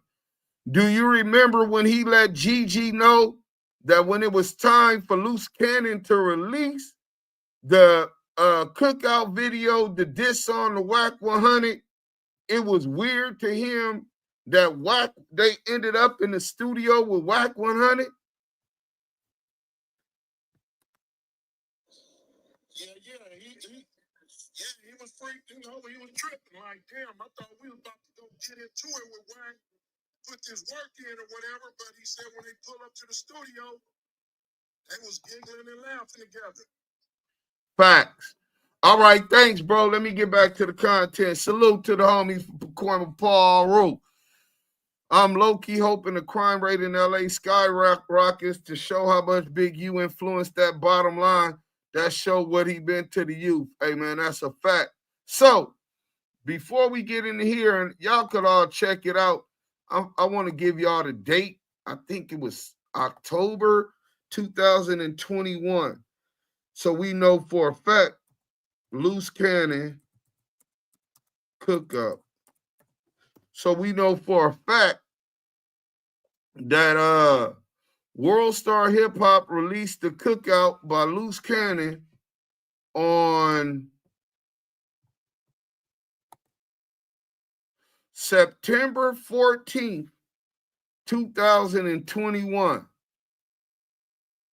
That at least at that point, around right before that time, Luce Cannon was already infiltrating Big U and working for Wack 100. Why do you think Wack 100 saying that he been wanting to come out? Because this was the play the whole time to target Big U, Wack 100's enemy. Let's go. He said, I got about 50 niggas on the street right now. Motherfucking loyal member underneath him. That's how you do it. You always keep one right there. Like, go at me all the time. Underneath him. Luce been wanting to come out. I just didn't let him out yet. He don't give a because that's his main hitter. What do you think, he gonna run up on his main hitter? Hell no. Luce is Big U's main hitter. The indictment don't say nothing like that. I don't know nobody who believe that weird ass shit. Luce is Big U's main hitter. Get the fuck out of here. Why you Let's go. That's his nigga. Guess what else just happened? The Rick Ross and Whatever all that shit. relationship you got with Rick Ross and Meek. Bro, why you stole it out my mouth? The Rick Ross and that was over. That's over. Nigga, I knew you was That's about what to say he that. do. He said, yo, a nigga have us. Then he put seeds of doubt, just like a devil, the arch deceiver, just like COINTELPRO. Put seeds of doubt in people's mind about how janky Big U is. Oh, yeah, he messed up his relationship with Meek Mills and Rick Ross. So people going to be like, damn, they was his friends. he did them like that? Deception. Turning people's the way that people look, turning people against Big U because their perception of him is being formulated publicly on the internet, and Big U's not even on the internet. He's annihilating and assassinating this man's character, defaming this man's character publicly, already knowing that this investigation been going on and that niggas been snitching on Big U. So that nobody who has the courage to fight for what's right would even believe Big U is worth fighting for. So that they would convict him publicly as soon as the laws buck breaking them on every news channel, evening news, and YouTube channel, crime and law channel in the United States. How many of y'all contributed to buck breaking Big U? Pieces of shit should be ashamed of yourself, man. Convicted him, saying it's over with before he ever even went to preliminary hearing, pre-trial, let alone trial. You want to know how easy it was for y'all to convict him? Because y'all was listening to Wack 100, the Crip Cop, and Luce Cannon, and the narratives that they painted about this man before he was ever even charged. Y'all fell for it. You say, and he'll pop up with the niggas like, nigga, what you doing? Making you look funny, and Yeah, then I had the niggas thinking, yeah, some niggas over there, I'm gonna send my homies over there to handle that for you. All Rick Ross and Meek members, we woke up because guess what? They know if they drop that bag or not.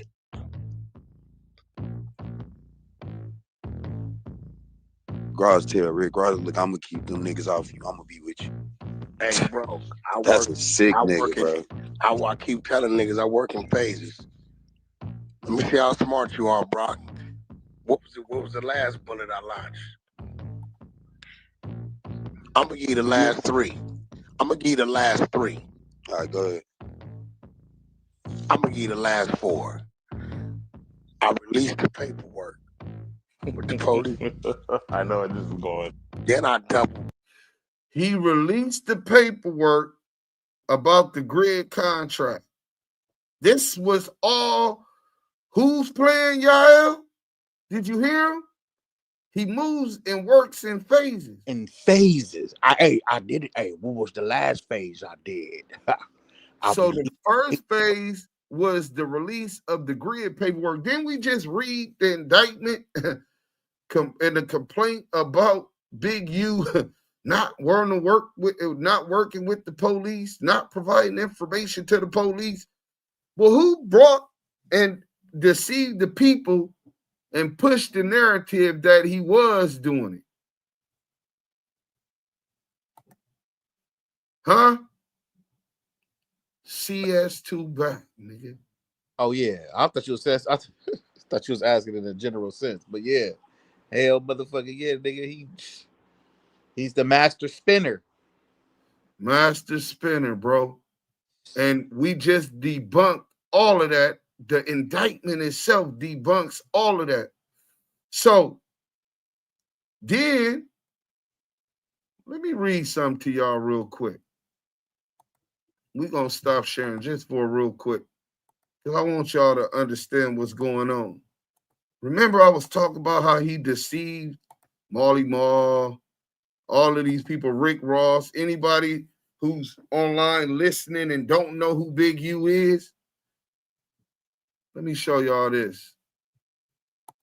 That deception, defaming his character, that's not a new tactic.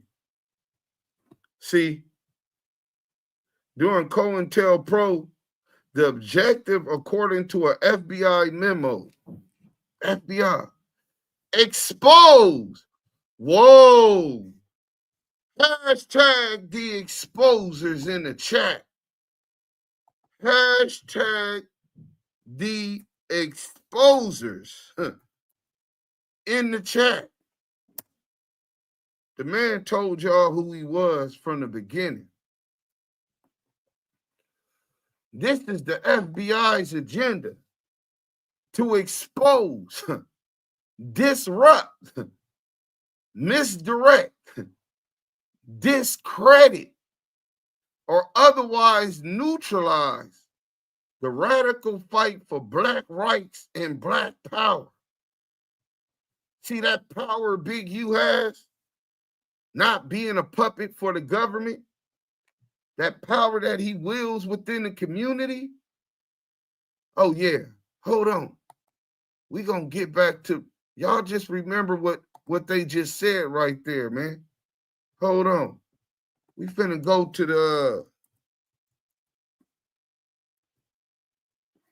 we finna go to this page real quick, because I want y'all to see power, right? I want y'all to see why they would want to discredit this man. Forget all of the money and accolades. The fact that his son is in the NFL, leads the team in tackles, about to get millions and millions of dollars, right? Forget all of that, right? Let's go over here real quick. Y'all want to see a powerful Black man and why they would need to discredit that Black man? Let's go to the jungles real quick. Let's go to the jungles.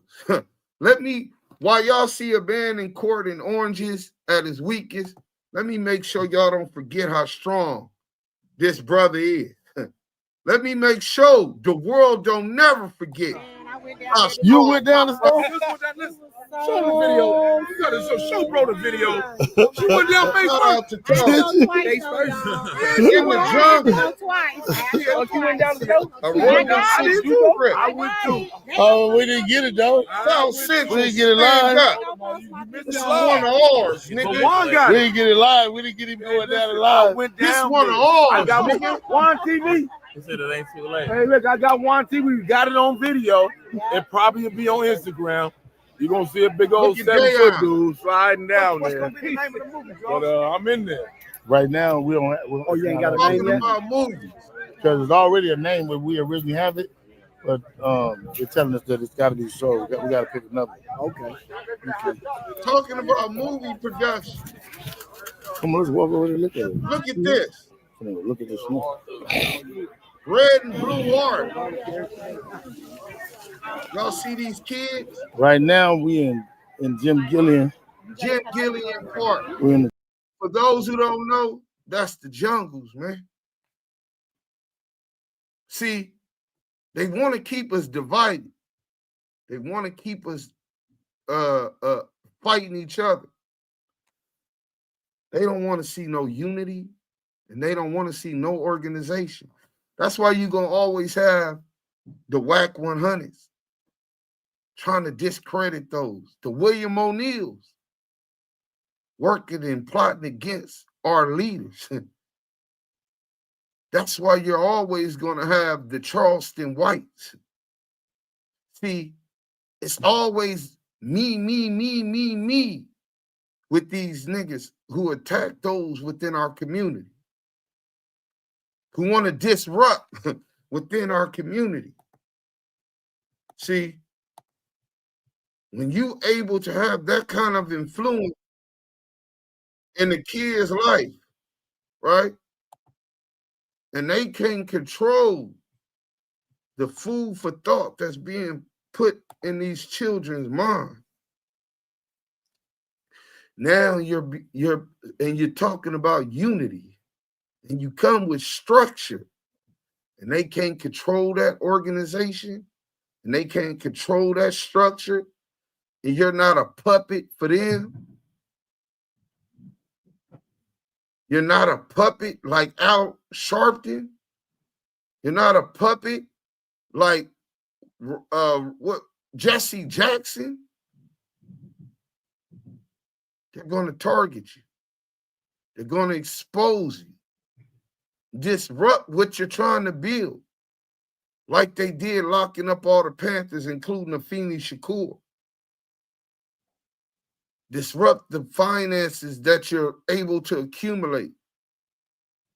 They're going to misdirect information about you to the public to discredit you. Anything that they could do to neutralize the positive that you're doing.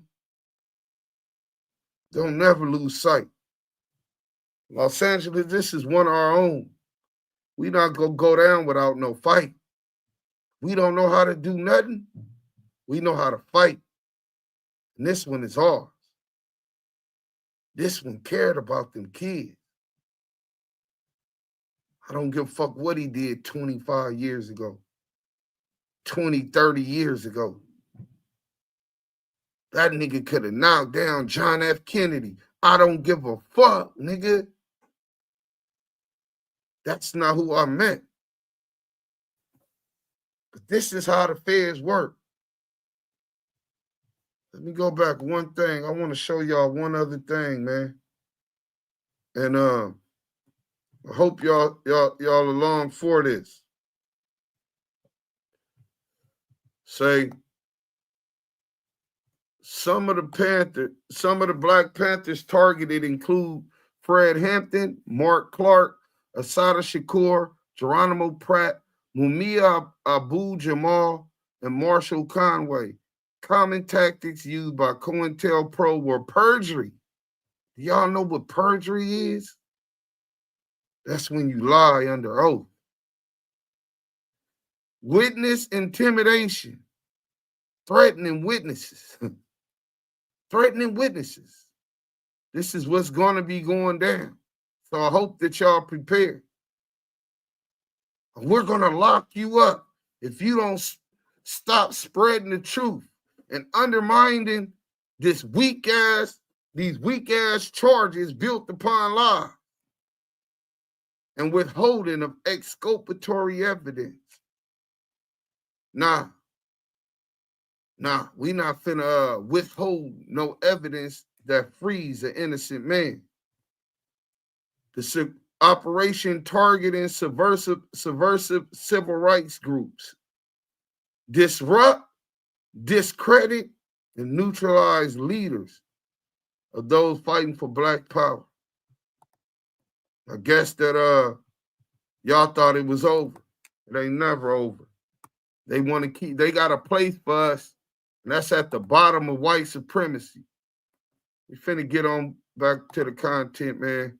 Trying to run through this as fast as possible. So now we're gonna get into this. Meek Mills. Let's get into this paperwork real quick. This is on Big U. Big U is being accused in his paperwork of another lie by Luce Coochie Ashley, CS2 Back, and the exposers. Hashtag exposers. Hashtag the debriefers. Exposing the debriefers. ETD. So it says, I got to blow it up so I can see. My eyes ain't that good to be reading from there. You know why he wanted to give the dude back the $40, right? This is Wack 100 talking. Wack 100 statements are being used against Big U, but Wack 100 is not a snitch, huh? Hey, John T. So that's Bull and the P-Funks now, right?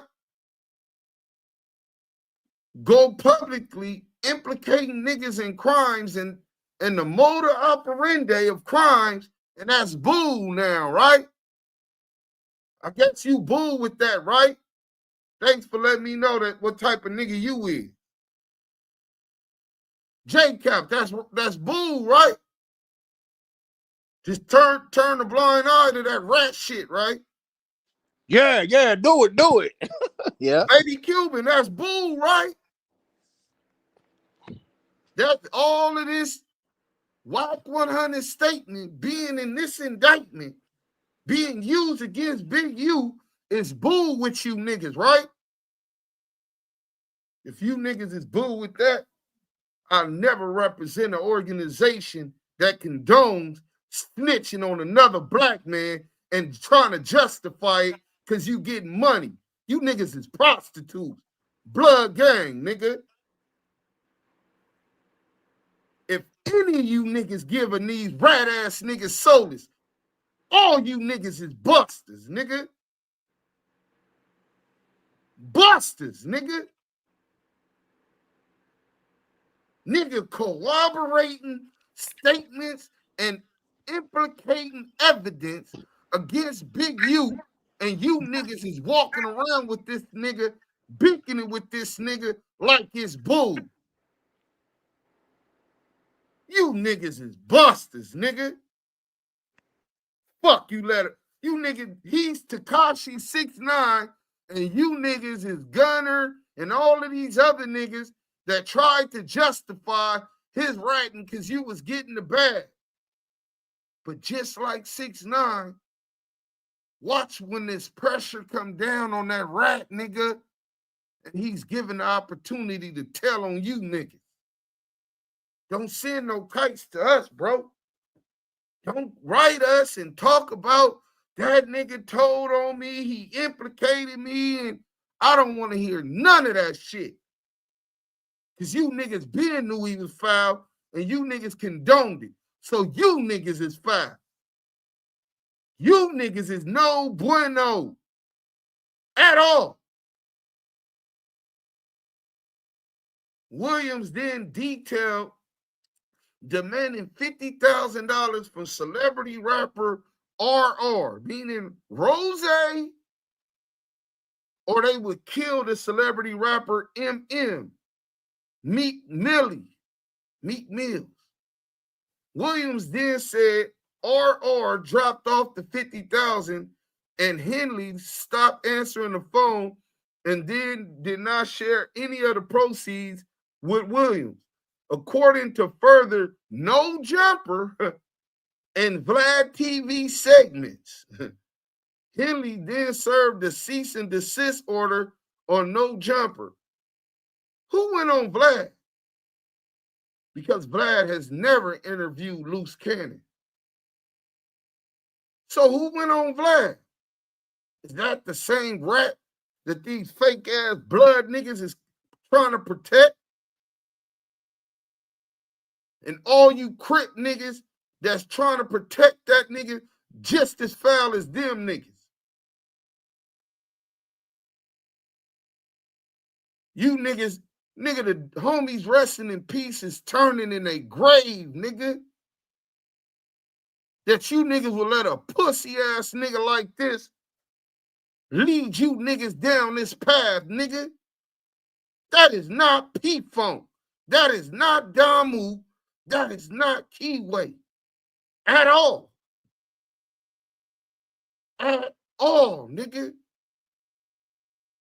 Oh, it's just business, and you know, that's just internet shit. But that internet shit is being cited from No Jumper, Vlad TV, where Luce Cannon never went. So the only person to talk about Big U on Vlad was that rat ass nigga you niggas is harboring, nigga.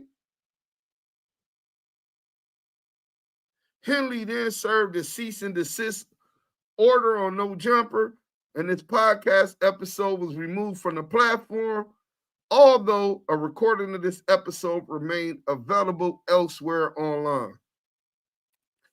Williams' recounting of this robbery occurred years after the robbery of Victim One's dispensary and years after Victim One had already recounted and documented the robbery for the FBI. So now, let's get into this. Shout out Urban Politicians TV, man. We're going to get into this video. You know what I'm saying? Stop sharing. We're going to get into this video. Boom. Meek Mill's respond to 50K extortion.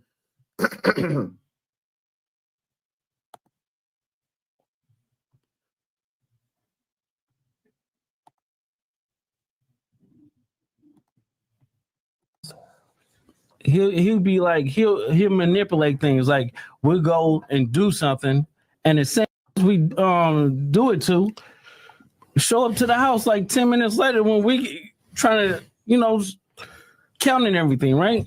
And we be like, how do they get that? Oh well, we're gonna just give them like $40,000 back and stuff like that. But because it's actually putting us in paperwork, right? And like doing like real police. I seen it get like 20 guns, and when he got 20 guns, he's selling them to the homies. But I'm like, why are you writing down the serial numbers?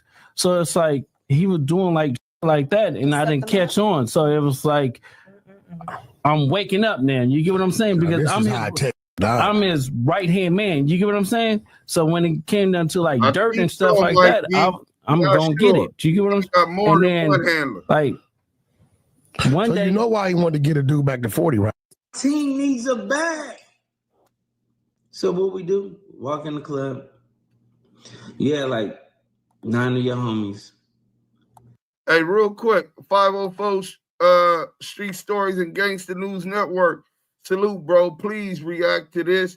We definitely need to get the work out, and we're gonna be playing this Gigi shit. This is the biggest story this year, the biggest case since O.J. Simpson. And this is evidence, exculpatory evidence, which put to lies the narratives being pushed publicly by the prosecutors against a melanated Black king and leader within our LA community. Please, brother, salute to you. I owe you one. It was like 30 of us. The security moved to the side. I said, Meek, you know what's this about? You started taking it off and handing it to me. You was polite about it, Sugar Plum. You was polite. Sugar Plum, you was polite.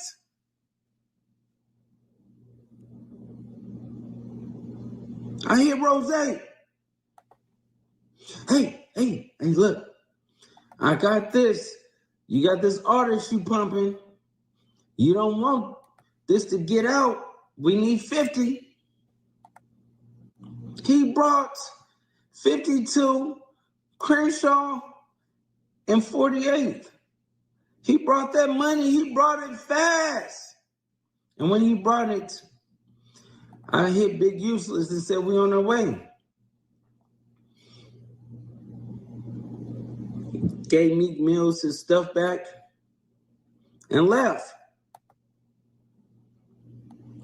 Oh, yo, it's Big Ant, the spokesman, man. We back. Another edition of Urban Politicians TV, UPTV. Make sure you stay on your pivot at all times, man. Had to come tap in, and just when you thought you seen it all, you ain't seen nothing yet. When it comes to niggas, volunteered information on the internet, podcast to podcast, stream to stream, or any way that they can put anything out there to incriminate themselves to possibly be picked up by the feds. And I'm pretty sure all of y'all know by now, they had the big RICO out there with Big U, Brick Baby, and him right there, Luce Cannon. And a part of it, as y'all seen, also made it into the federal complaint that they are going to probably turn into a Supreme Court indictment for them to be charged for these allegations of being part of this organization, crime ring, and everything of the sort. Well, different clips been making their way online of things that he has said himself out his own mouth and volunteering these things. He actually went on an academics podcast as well and told the same story that made it as something that went into this federal complaint that is all over the internet.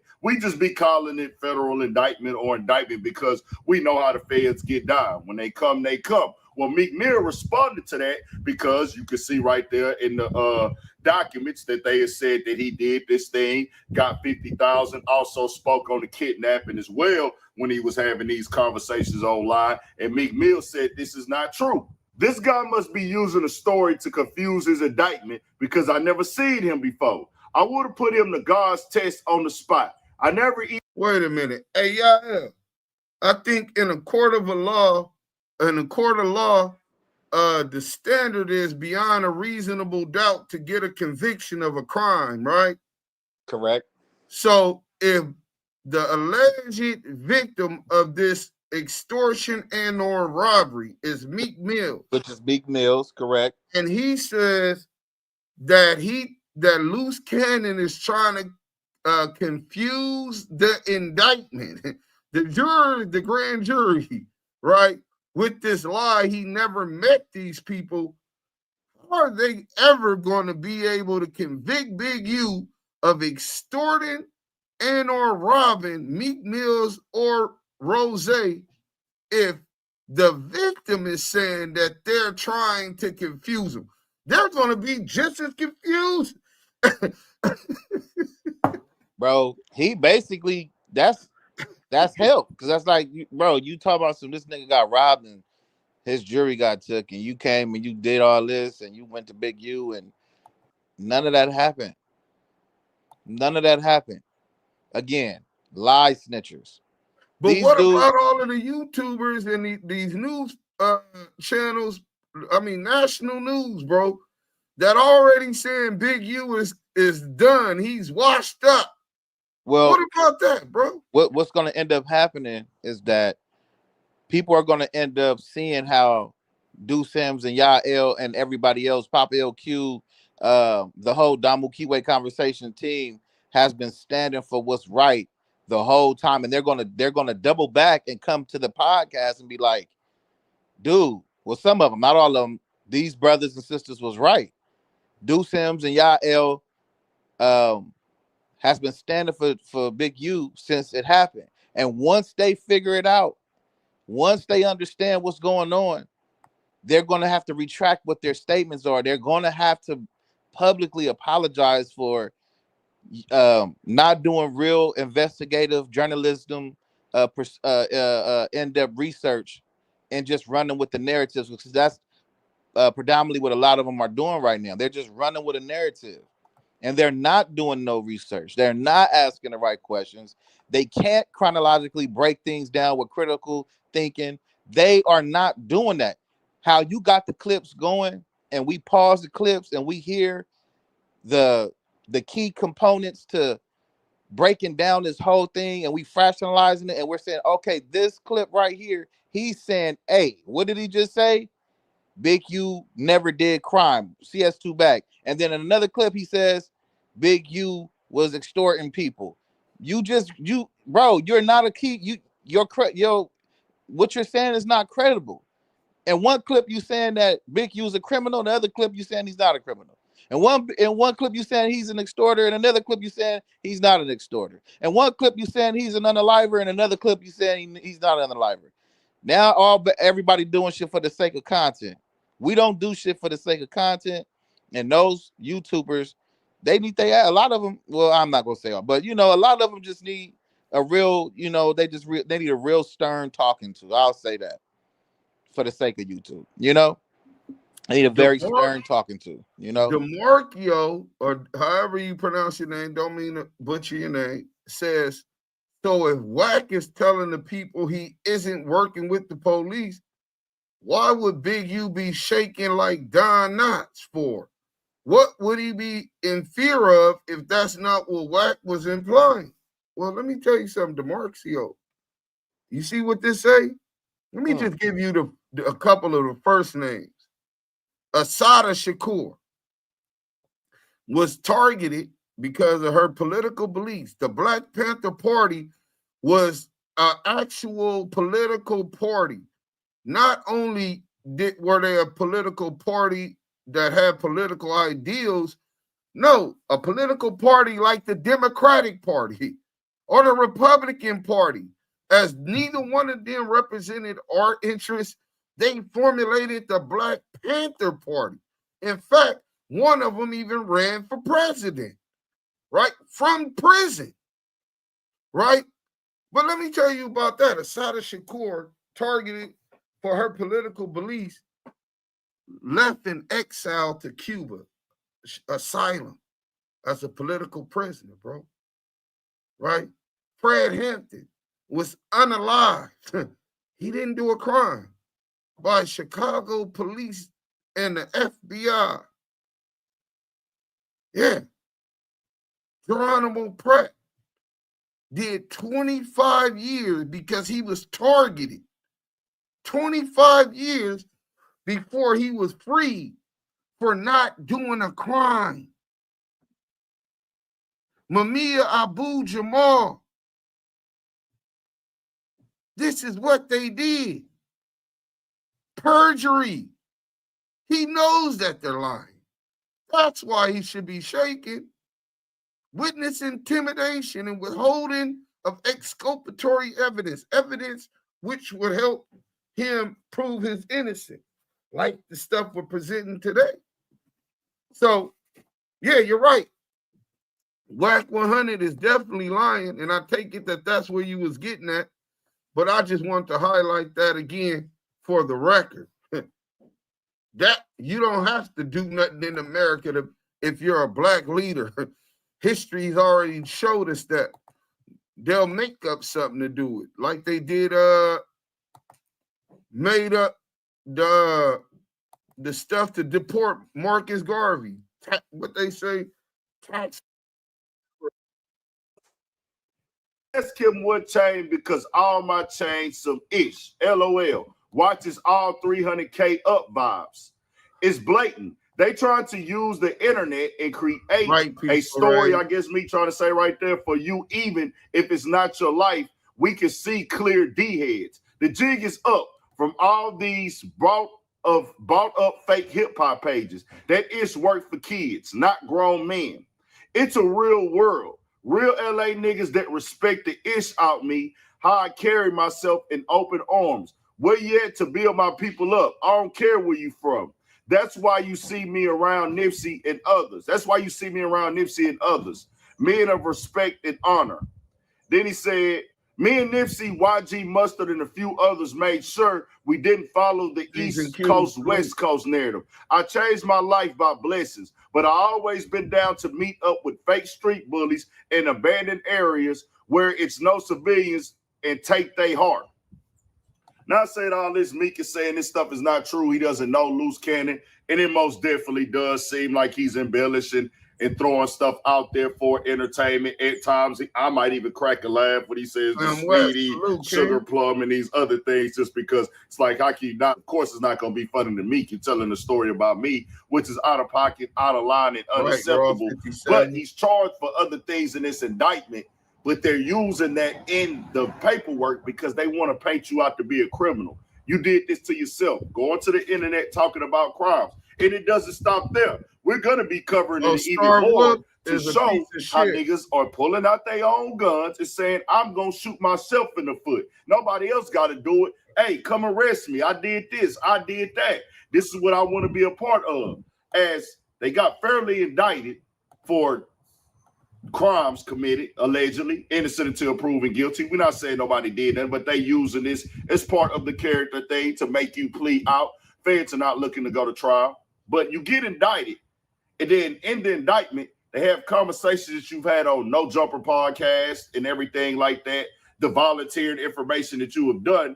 You then call back into the No Jumper podcast live from the feds, where they're telling you we're watching that podcast and we're using those things to paint out your character. Why are you in jail? From the feds, a federal holding cell. You're calling in there. This might be Luce right here. Oh, Lucy, Luce. You're on the line with Luce Cannon. Yo, Luce, what's up? Remo, what's the word? Oh, what's up, Remo? What you got going? Yo, we on No Jumper Live right now. You live. We appreciate you calling in. Yeah, just give us an update of what's going on. Man, we don't want to hear that weirdo, lying ass, dick sucking, bust ass nigga, man. We don't even want to hear that. But look, just in case y'all didn't know, I think we got one more Meek Mill video, but we got to the paperwork. Oh, let's get to this real quick. You got a $10 super chat. You want to get to that, y'all?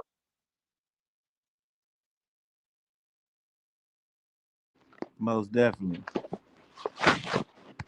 We got booked by Luce Cannon, had been out for about a year, but he's just now responding. I stay on my Crenshaw grind to support my brothers.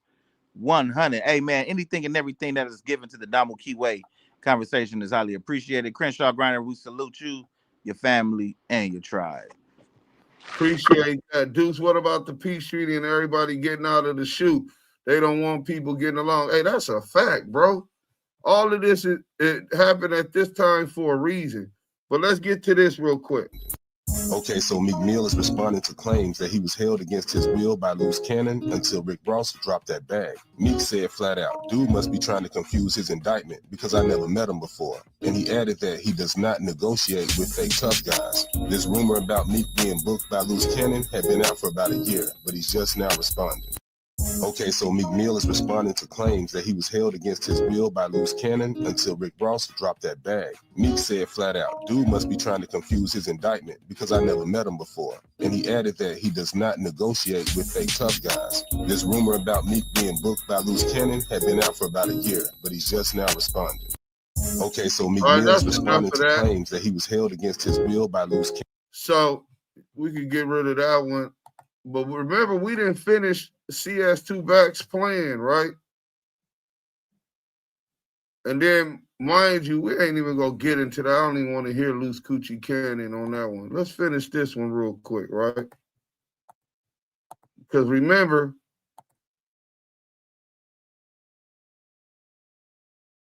CS2 Back said he works his plan. All this snitch shit you see Luce doing, SKG, and remember, it's about the contracts. Oh, y'all didn't know it was about the contracts? Oh, he was mad about Big U having them contracts. Bum ass, broke ass nigga. Watch this shit. And release the signature line with him and Nipsy Hustle on the contract and told him, say another word. I'm gonna let him see what the contract is. You said me. Right? I'm all ears. Then the female SKG. We're going at your character and the contracts you got over there, boy. Wait. It's your homeboy. We going at your what? Your character and them contracts, boy. I think that this should be the opening statement from Big U lawyer during trial. Oh, this is going to be nasty work, bro. This is going to be nasty work. I'm going to give you the last four. I released the paperwork with the police. I know where this is going. Then I double back and released the signature line with him and Nipsy Hustle on the contract and told him, say another word. I'm going to let him see what the contract is. You said me. Right? I'm all ears. Then the female SKG. We're going at your character and the contracts you got over there, boy. We going after your character and them contracts. Remember when I was reading the COINTELPRO shit? Remember? Y'all don't remember when I was just reading that? And when we was talking about the COINTELPRO things, expose, the exposers, remember? Disrupt, misdirect, discredit. We're going after your credibility in those contracts.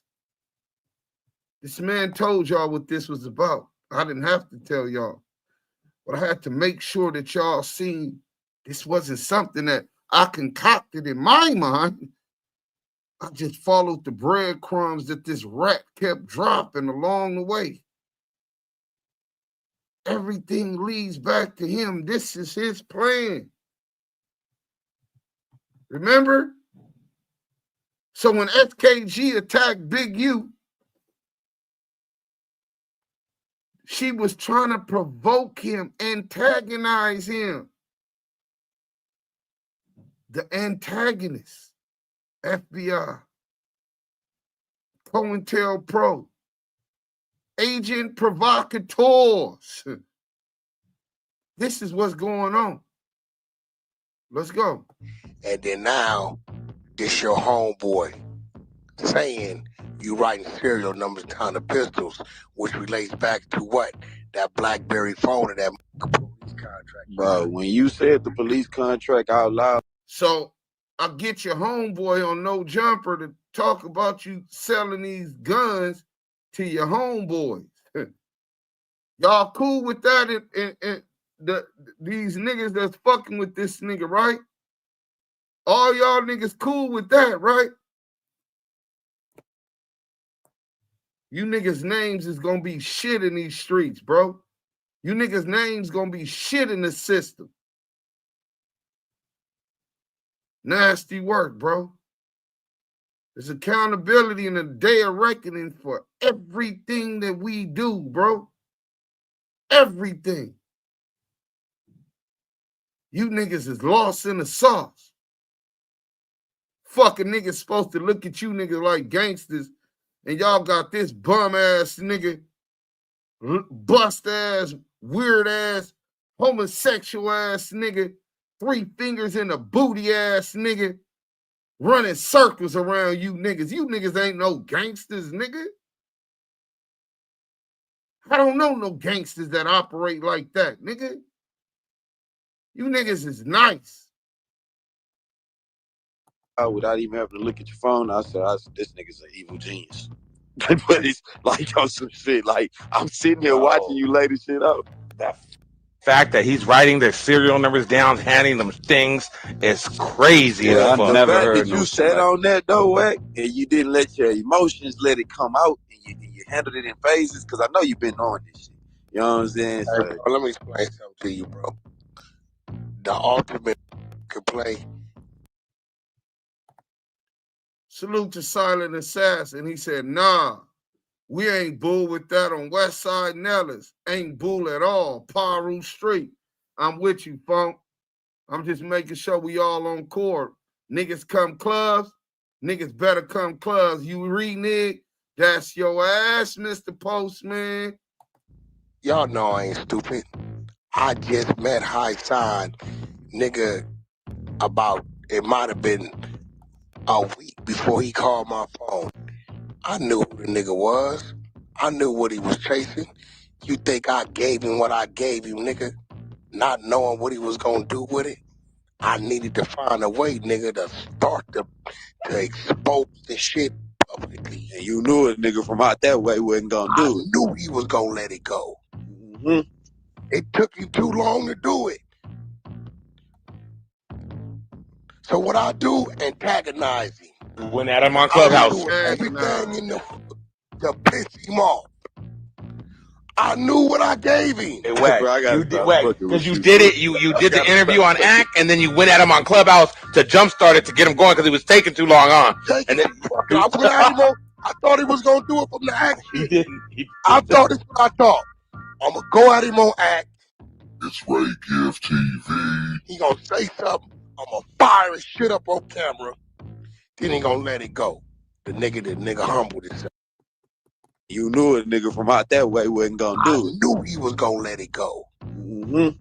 It took him too long to do it. So what I do, antagonize him. Went at him on. So what I do, antagonize him. I want y'all to pay attention to what Google tells us about why the feds, the FBI, antagonize Black leaders.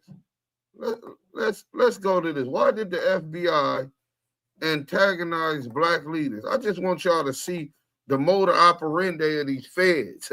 These words that he utilized, exposers, the exposers, right?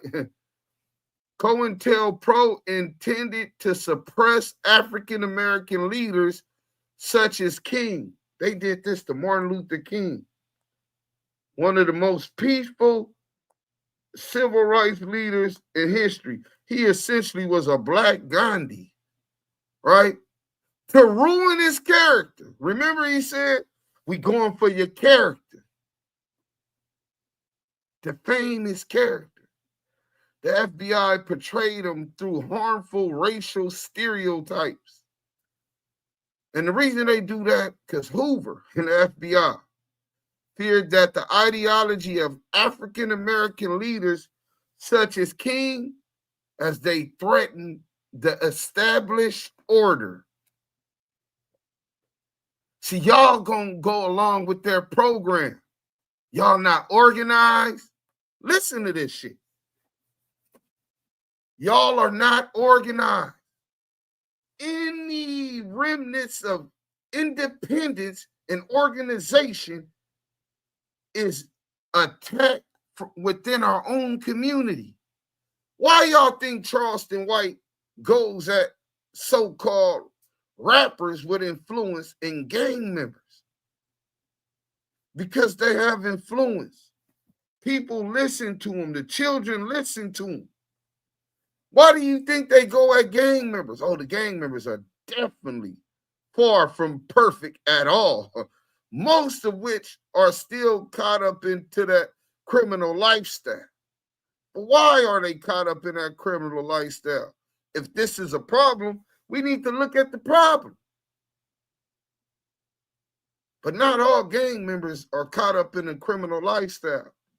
I know about 10 dudes in the NFL right now that are Crips, Bloods, GDs, some that were in the NBA that aren't doing crimes. In fact, they've never been convicted of felonies, and some of them are legally carrying firearms throughout Los Angeles. They have permits, CCWs, to carry and protect themselves. But they grew up in these communities within these villages. But you have to criminalize being black to make millions of dollars through the prison industrial complex. You have to criminalize organizations and those being black if you want to pass laws which justify the extortion of the public, taxpayers' dollars, for a war on drugs, for a war on gangs. All of these things have to be justified. So, of course, Charleston White, of course, Wack 100 talks bad about and targets and focuses the problem as being those in the community who have any semblance of organization, structure, and anyone pushing for unity. Right? King was peaceful, and they feared that his unity, his organizational skills were a threat to the established order. Let's go back to when order was established in this country. Order was established in this country at the butt of a musket and a holy Bible. Yeah, King James Version, nigga.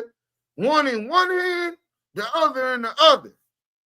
And they took this land from our ancestors. Then they brought some of our other peoples here as slaves from the motherland.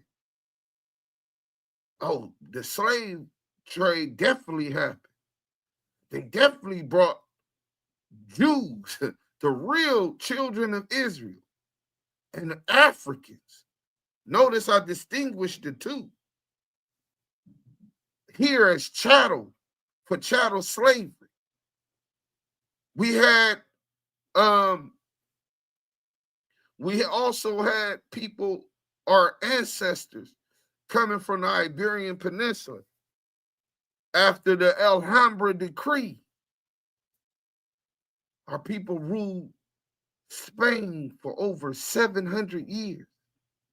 Parts of Portugal, even some parts of France. And the Ladinos came here. So did some of the black conquistadors. So yeah, our people are indigenous to every land on planet Earth. We are the original Homo sapiens sapiens. We have zero animal blood in our origin within us. No Neanderthal. None. Zero. carbon-induced melanin, neuromelanin, the gods of the earth, the descendants of the Most High. So they have to subjugate us, keep their foot in our neck. And that's why a lot of ignorant white people believe that at the butt of white supremacy, the boot of white supremacy is our place. But you get a peaceful brother to demonstrate and expose who these people really is by just unifying people to stand for the rights afforded to all humans in this country. Now, I mean, if I take over your block, you know what I'm saying? It makes a whole lot of sense to establish order after that. Order meaning slave patrols. Order means slave catchers, which evolved into what is modern day police stations. It originated in Massachusetts, the first one that we know today. But before that, it was slave patrols, and every American citizen had a duty to the country to participate in slave patrols. Everyone. Right? Even if they were against slavery, people would look at them like they were crazy. So once we done took over, kidnapped, raped, pillaged, stole everything in sight, we established how we want to run things. It makes a whole lot of sense to establish order after that. All of y'all who we conquered are going to follow by these laws because we're empowered now. We want order. We want peace now. But if y'all don't want peace, don't worry about it. Those little 38 Sunday night specials that the police used to cut, they up those to military grade weapons and artillery, right? If y'all think y'all gonna organize and buck against the system, we'll have the National Guard in there within 2 days. Like in the 92 riots, I witnessed that. Curfews. You might not even be able to go to work. Yeah, I witnessed that here in the United States. But a peaceful person who understands that he has the right to bear arms, a constitutional right, like the Panthers, or even someone like Martin Luther King, who feels he has the freedom to protest peacefully, a constitutional right given by the framers of the U.S. Constitution, and not just for people that look like us. No, white people. He recruited white people. So when they see it on the news, the dogs being unleashed on human beings on the news by the slave catchers, they won't just be dogs eating niggas. A lot of white people is insensitive to that. No, he was smart enough to recruit those citizens that didn't look like niggas, that look white, so that those other white people could see the hypocrisy of the U.S. government and the lie when they say this is the home of the free, right? Now they see the dogs being unleashed on the bridge to white people. Now the white people see they ain't no better than us. They're under occupation. The power of the people was taken the minute that Abraham Lincoln authorized the deadly use of force against the people in the Civil War. And I know a lot of people be like, man, Deuce, you tripping. The Confederates wanted slavery in the South and this and this and that. I'm not advocating for the Confederacy and to be enslaved I'm definitely not doing that, but I'm talking about by the law. If the people, nowhere in history was the federal government authorized to utilize federal resources against the people until Lincoln did that. So y'all got the whole hood. Y'all run the hood. It's a democracy, right? Y'all not paying no taxes to the king. Fuck that. We starting our own shit. We running this shit. When I come in, yeah, man, vote me as president. And y'all believe in me and y'all get me up in the place, in the position, and I'm the president. And I enact laws, 13th, 14th Amendment, that through emergency, Congress can also work with me. Now, mind you, they ain't on the move. See, this is the takeover of the federal government, taking the power from you, the people. And I utilize all of the resources that y'all done built up, including my powers as president to authorize wars. And irrelevant to whether morally y'all position was right, that y'all advocate for slavery, I authorize the use of military force against y'all, the people, and we win. I don't know if y'all study history, but the winners of war always get the right history. And I write that I was doing a just thing because it was really to stop slavery, even though I had slaves. So you could believe in this American hypocrisy and this government and that it has your best interest if you want to. But I believe otherwise. There's no way I take over your hood, your country, your block by force and give you and look at you as an equal after that. Just don't work like that. I know it, so I make sure I find justifications to put security on top of security on top of security.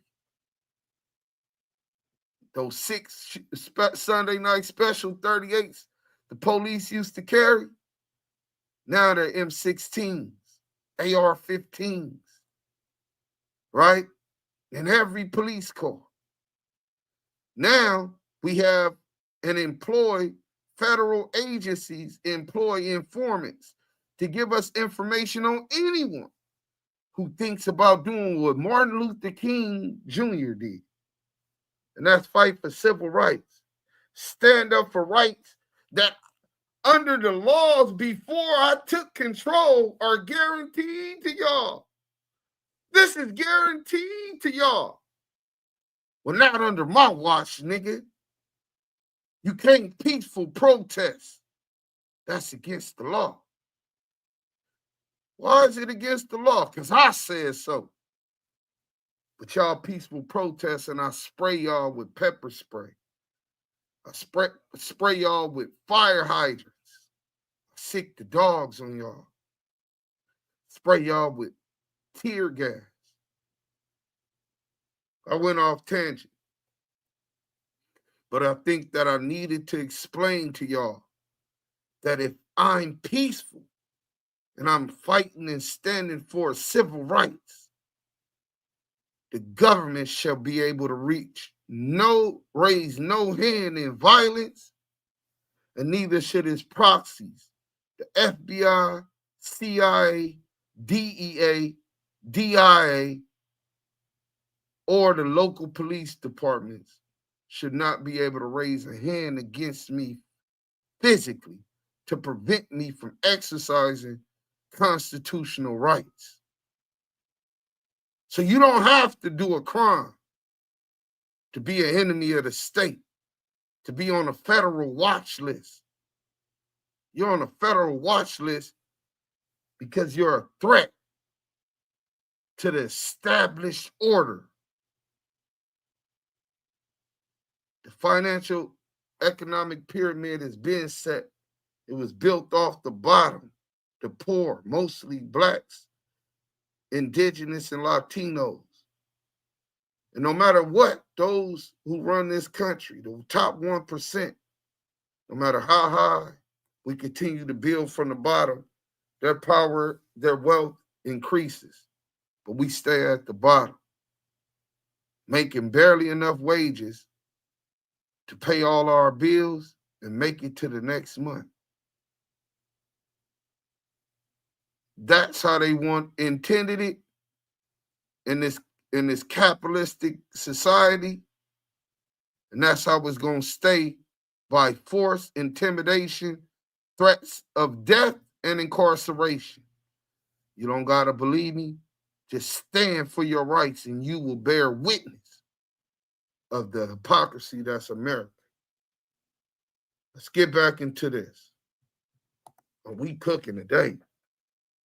Well, it's 5 o'clock. I'm going to have to get dressed and leave soon, but we definitely cooking today, right? So, let's get to this. Oh, we got this clip. This is about Marley Marl.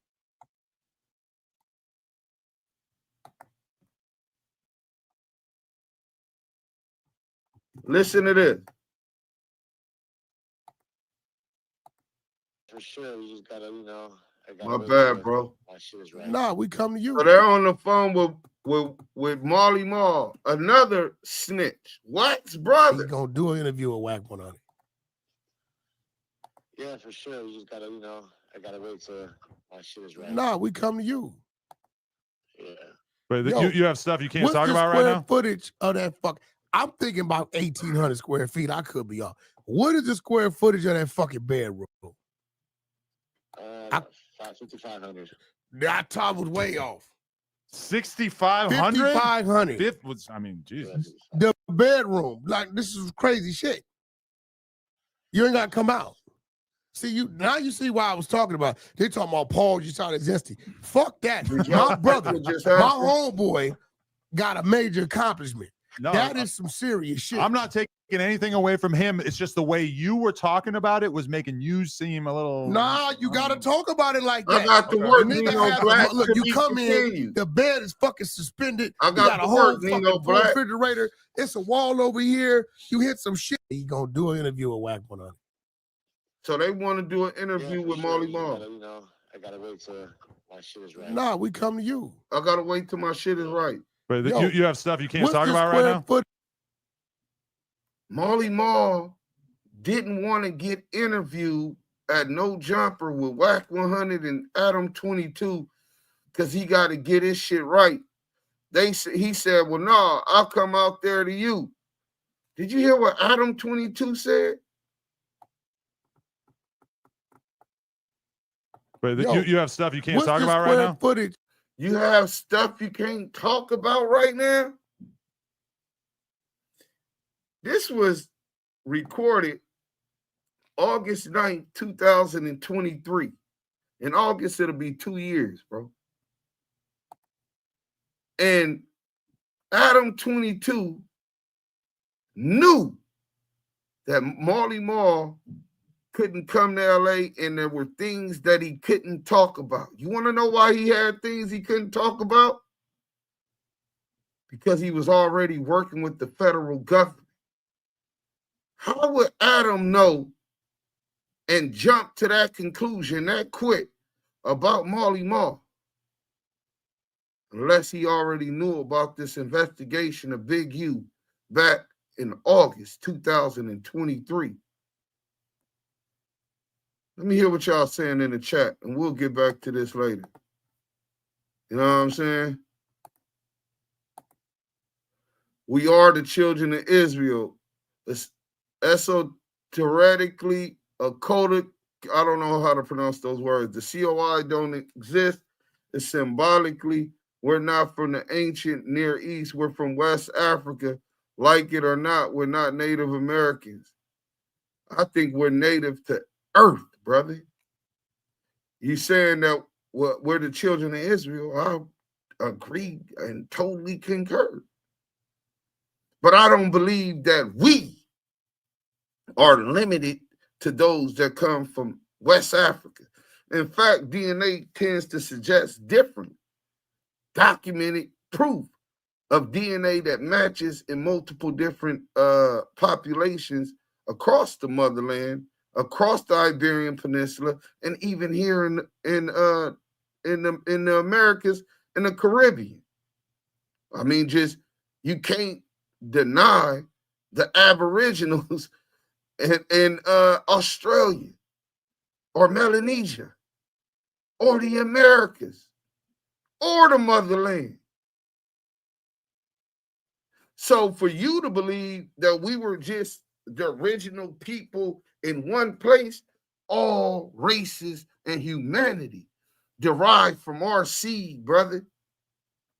Our DNA is throughout everybody, especially if you believe in that we're the children of God, the children of Israel. How can we be the children of Israel given life here by the Most High? Peace and blessings be to him. And everything else don't come from us. Kind of like oxymoron to believe that when you're claiming that we're the children of Israel. Lou from the Lou, what up, bro? What y'all talk about it in here? I'm sure Big U and Luce know enough about Wack to get Wack off the streets for the rest of his life. Wack scared and shaking like a stripper because he know other people know Purata, Draco, S-Bone. 2 hours almost, 3 BBL, bingo. Wack let Molly Mall fuck them all around that big red room. CS2 Back was just bragging about it. Yeah, I believe he was bragging about his bed. That shit wicked to sit for years and plot on someone's downfall is definitely a disease native to the land. And he's afraid of Big U. So that also helped motivate him. He didn't know how Big U was going to react when Big U found out he was CS2 Back. Native to the land, original man. Yeah, that's a fact. Remember, all of the continents were connected before they split. Man, exactly. I'm supposedly got Iberian, Mexican, Samoan, Cherokee, Norokan. Oh, wait, what a mix. Hey, Mike Pina, I believe you, bro. They say you're right, brother. See, and that's another divide. Who was the brother that has said that? That's another divide. They always want to keep us divided, right? The powers that be, because as long as we're fighting about race, race is a social construct, brother, right?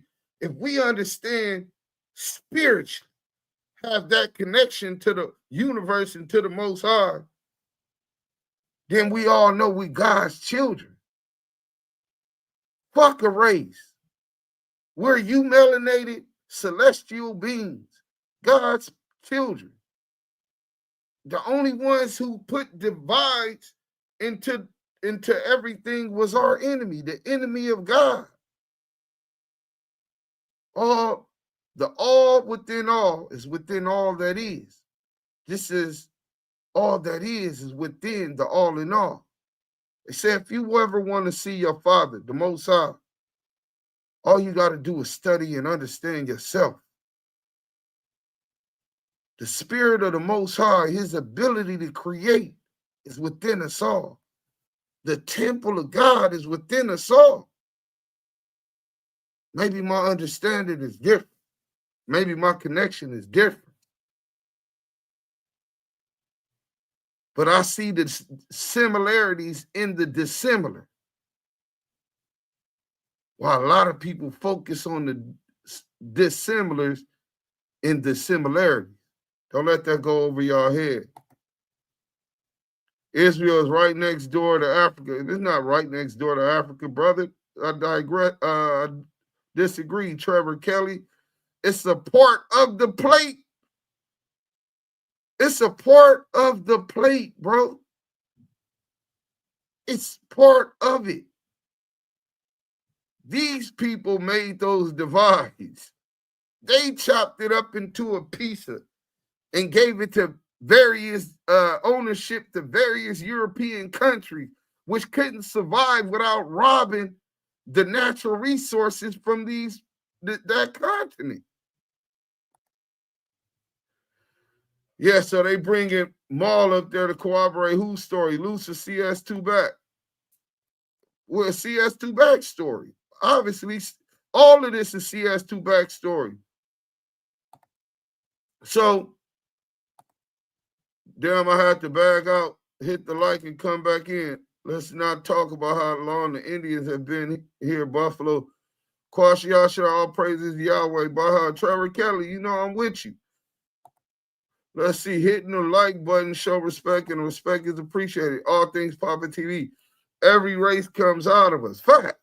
Of course we travel, got stuck and evolved via climate. Fact. Out of African theory. Us, Abos, melanations aren't from Africa, aren't from African descent. They evolved into their own genetic class. Fact, brother. I don't dispute nothing you said. Facts. All praises to the Most High, Yaya's kids. Salute to you, man. So this is what's going on with Marley Marl. A year and a half ago, or 2 years, about 2 years ago, he was afraid to come to LA because his shit wasn't right.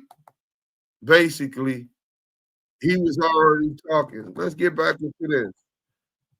Damn, I gotta hurry up and go. We got the fight and all that. Y'all got me over here cooking, man. Y'all can't even hit the like button. Let's get into this about Marley Marl.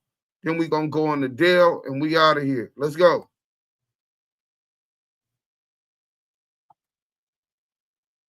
County for more than a decade. And shout out let me go back. 504 well, new tonight, hip-hop producer, reality TV star, and Las Vegas resident Marley Marl admits to running a prostitution ring in Clark County for more than a decade. And well, let me go back where it first started, right? So I end up whooping Marley Marl ass, right? Pop producer agrees to a plea deal in federal court. Marley Marl is admitting to his role in the Las Vegas sex trade. Guy named Big U. It's cool. They used to be brothers, right? Hip-hop producer Jamal Rashid, also known as Marley Marl, is headed to prison. Rashid admits he was a longtime pimp and profited off of women that he abused. Then you talk about Big U and Marley Marl. No, Big U, Marley Marl, and you. Yes. Marley Marl, who you're friends with. Yeah, that's my brother. Well, Brian, sentencing for a hip-hop producer has been pushed back again, and the I-Team has learned a little bit more about why there's been a delay. Jamal Rashid, also known as Marley Marl, admitted he was a pimp in Las Vegas. He faced federal charges and pled guilty to use of an interstate facility in aid of unlawful activity.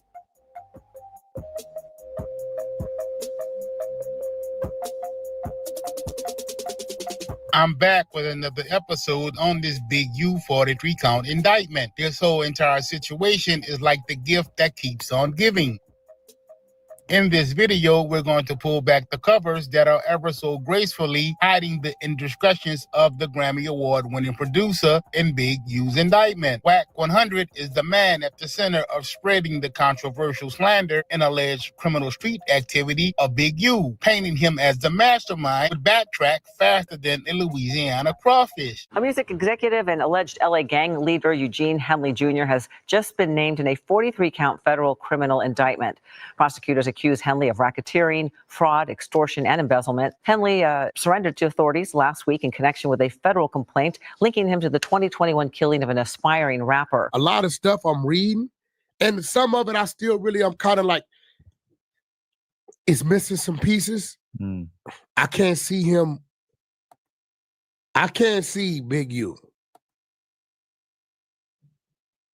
shooting a kid in the face that once lived in his house, right? Over a diss song. Because there has to have been so many different times over the years, even since he's been free, in which he would have had much better reason to clap somebody than that situation. No, like that just doesn't seem like it would have risen to the level of being. Let me tell you, if he killed that kid, he probably should have killed like 20 other people. However, the focus of this video is not Wack 100. Instead, the microscope will be aimed at the Grammy Award-winning producer. That Grammy Award-winning producer is none other than Marley Marley Marl. Now, Marley Marl isn't just any name being pulled out of the hat. Marley Marl's name has been synonymous with Big U for years. In fact, Marley Marl is the man that the fake Luce Cannon jumped on allegedly by orders from Big U. Although we, the general public, had no idea what was going on at the time, it would all unfold in Big U's indictment. There's a situation on Sunset. Marley Marl's eating. You see some guys pull up and they get at Marley Marl, right? Saying what? They get at him. Ain't no saying nothing. Action. They beat his ass. They beat his ass. Okay. They get at him, right? That's Luce. So I'm like, so I get the call, right? I'm like, he like, yo, I say, yo, who was that? He like Luce Cannon. I say, what Luce? I say, where you from? Because I know it ain't him. Because Big U from 6-0. Ain't no way Luce get that Marley Marl like that. So when he say Luce Cannon, I'm like, from where? He like 6-0. I say, wait, that was Luce that did you like that? I said, hold on. So I called Big U. Hey, man, why is Luce doing that to bro? Big U, like, laughs the shit off, right? So I'm like, yo, bro, what kind of shit you on? I thought Marley is, you know what I'm saying? What kind of shit you on? If you have no idea who Marley Marl is, let me first bring you up to speed. Born and raised in Northern California, commonly known as the Bay Area, Jamal Rashid, a.k.a. Marley Marl's love for music evolved at an early age, heavily influenced by Bay Area legendary producers Ant Banks and Rick Rock. Marl's career began with music and will remain to be his true passion and motivation. Marl, his labels, Marley Marl Music and Future Music, and his innovative team have produced for a multitude of artists, from up-and-coming artists to veterans such as Snoop Dogg, Chris Brown, Tyga, Drake, Yellow Wolf, Bone Thugs and Harmony, E40, Usher, 50 Cent, The Game, Shawty Low, Redman, Lupe Fiasco, Slim from 112, and the list goes on and on. Now you got to remember, me and Marley do real business. I come get a beat from him. You know, I pay him for his beat, give him his points. We got to hit him and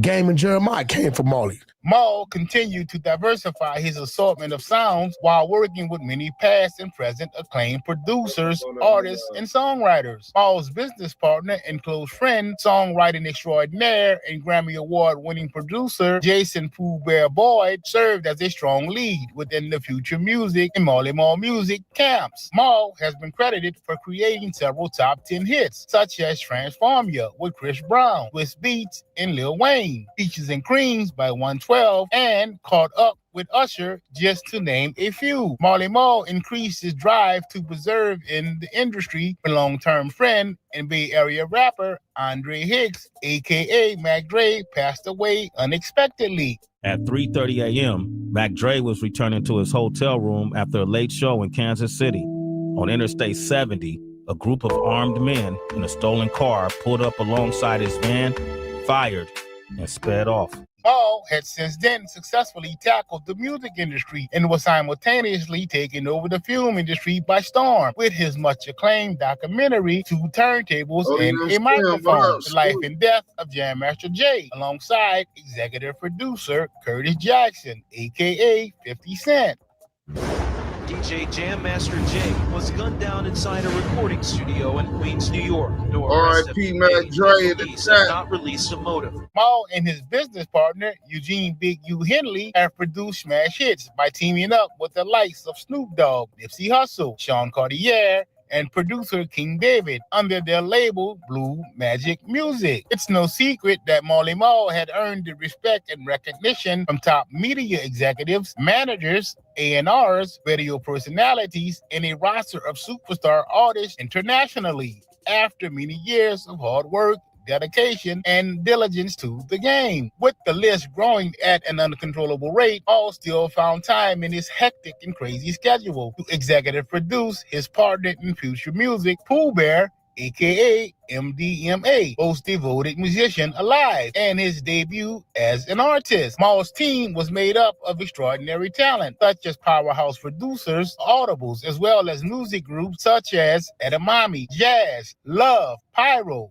1500, Gigi Franzen, and Sasha. Although these accolades would sound extremely impressive, word on the street was that Maul never really produced tracks himself. Instead, Maul would enlist the services of other producers, buying and or licensing the tracks, selling them off as if they were actually produced by him. Don't get it twisted at all. Maul wasn't just a producer in the music industry. He too would have a criminal history that we will dive into at this very moment. Between in or about April 2002 and in or about September 2014, Marley Marl owned, operated, and managed several businesses in Clark County, Nevada that purported to offer legal escort services. The businesses included the following: VIP Entertainment, LLC, licensed from April the 3rd of 2002 through April the 30th of 2014. International VIP, LLC, licensed from March the 21st of 2005 through March the 31st of 2011. And Las Vegas Concierge, VS1,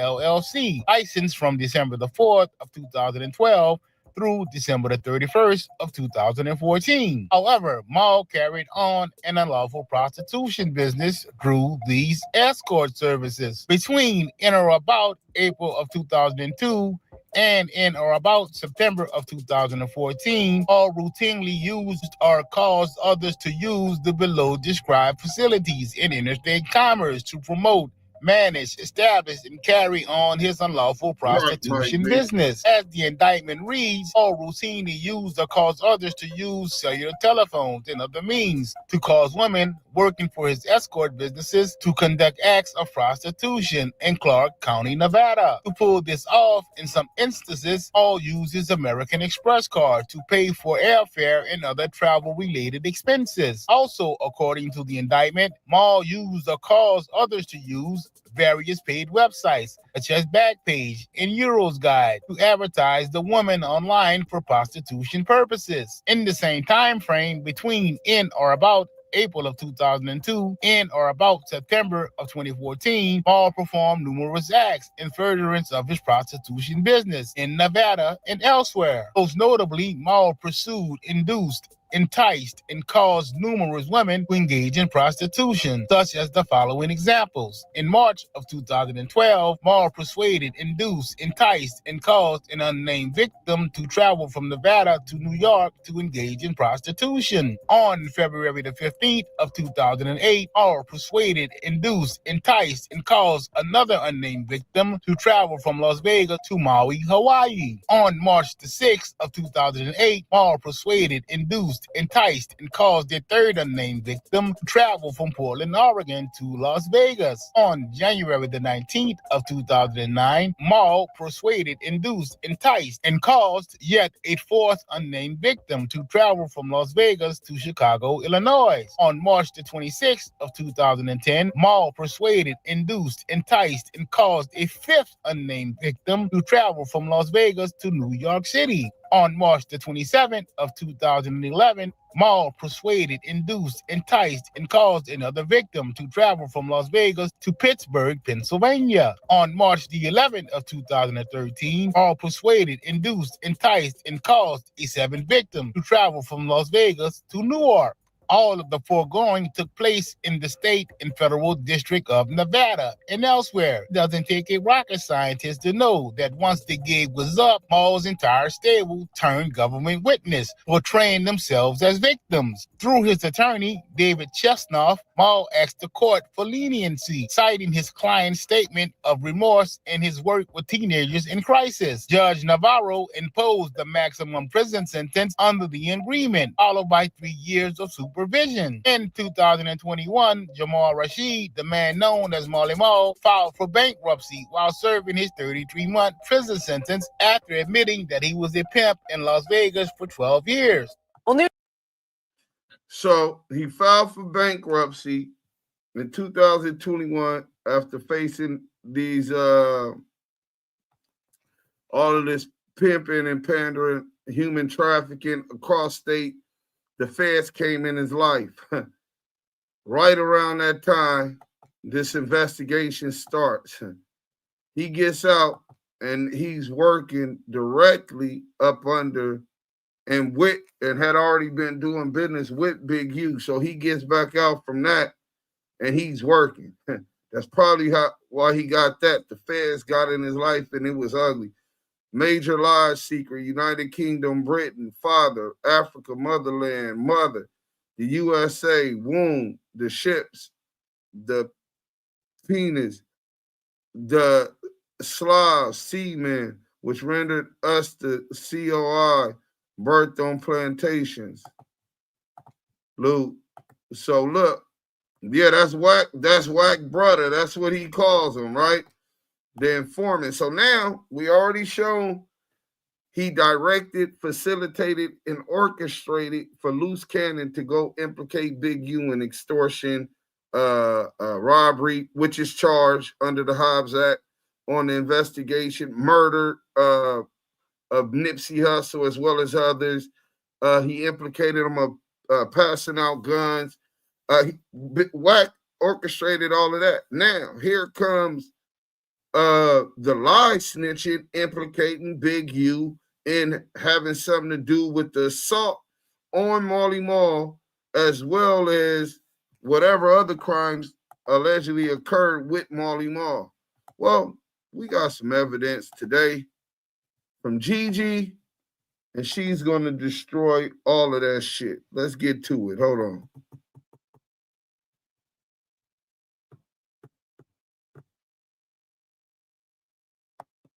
All right.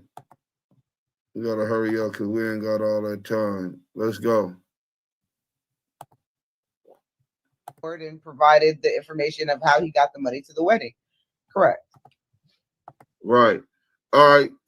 Let me get, okay, so that's enough about him. I know we don't want to delve too much into all of that anyway. But, oh, there goes at the house, right? That's at the dispensary. Oh, that was at the dispensary. Okay. That's Dale's dispensary. Okay. Boom. Now, what do you remember about this night? So we were friends with Marley Marl. We were friends with Marley Marl.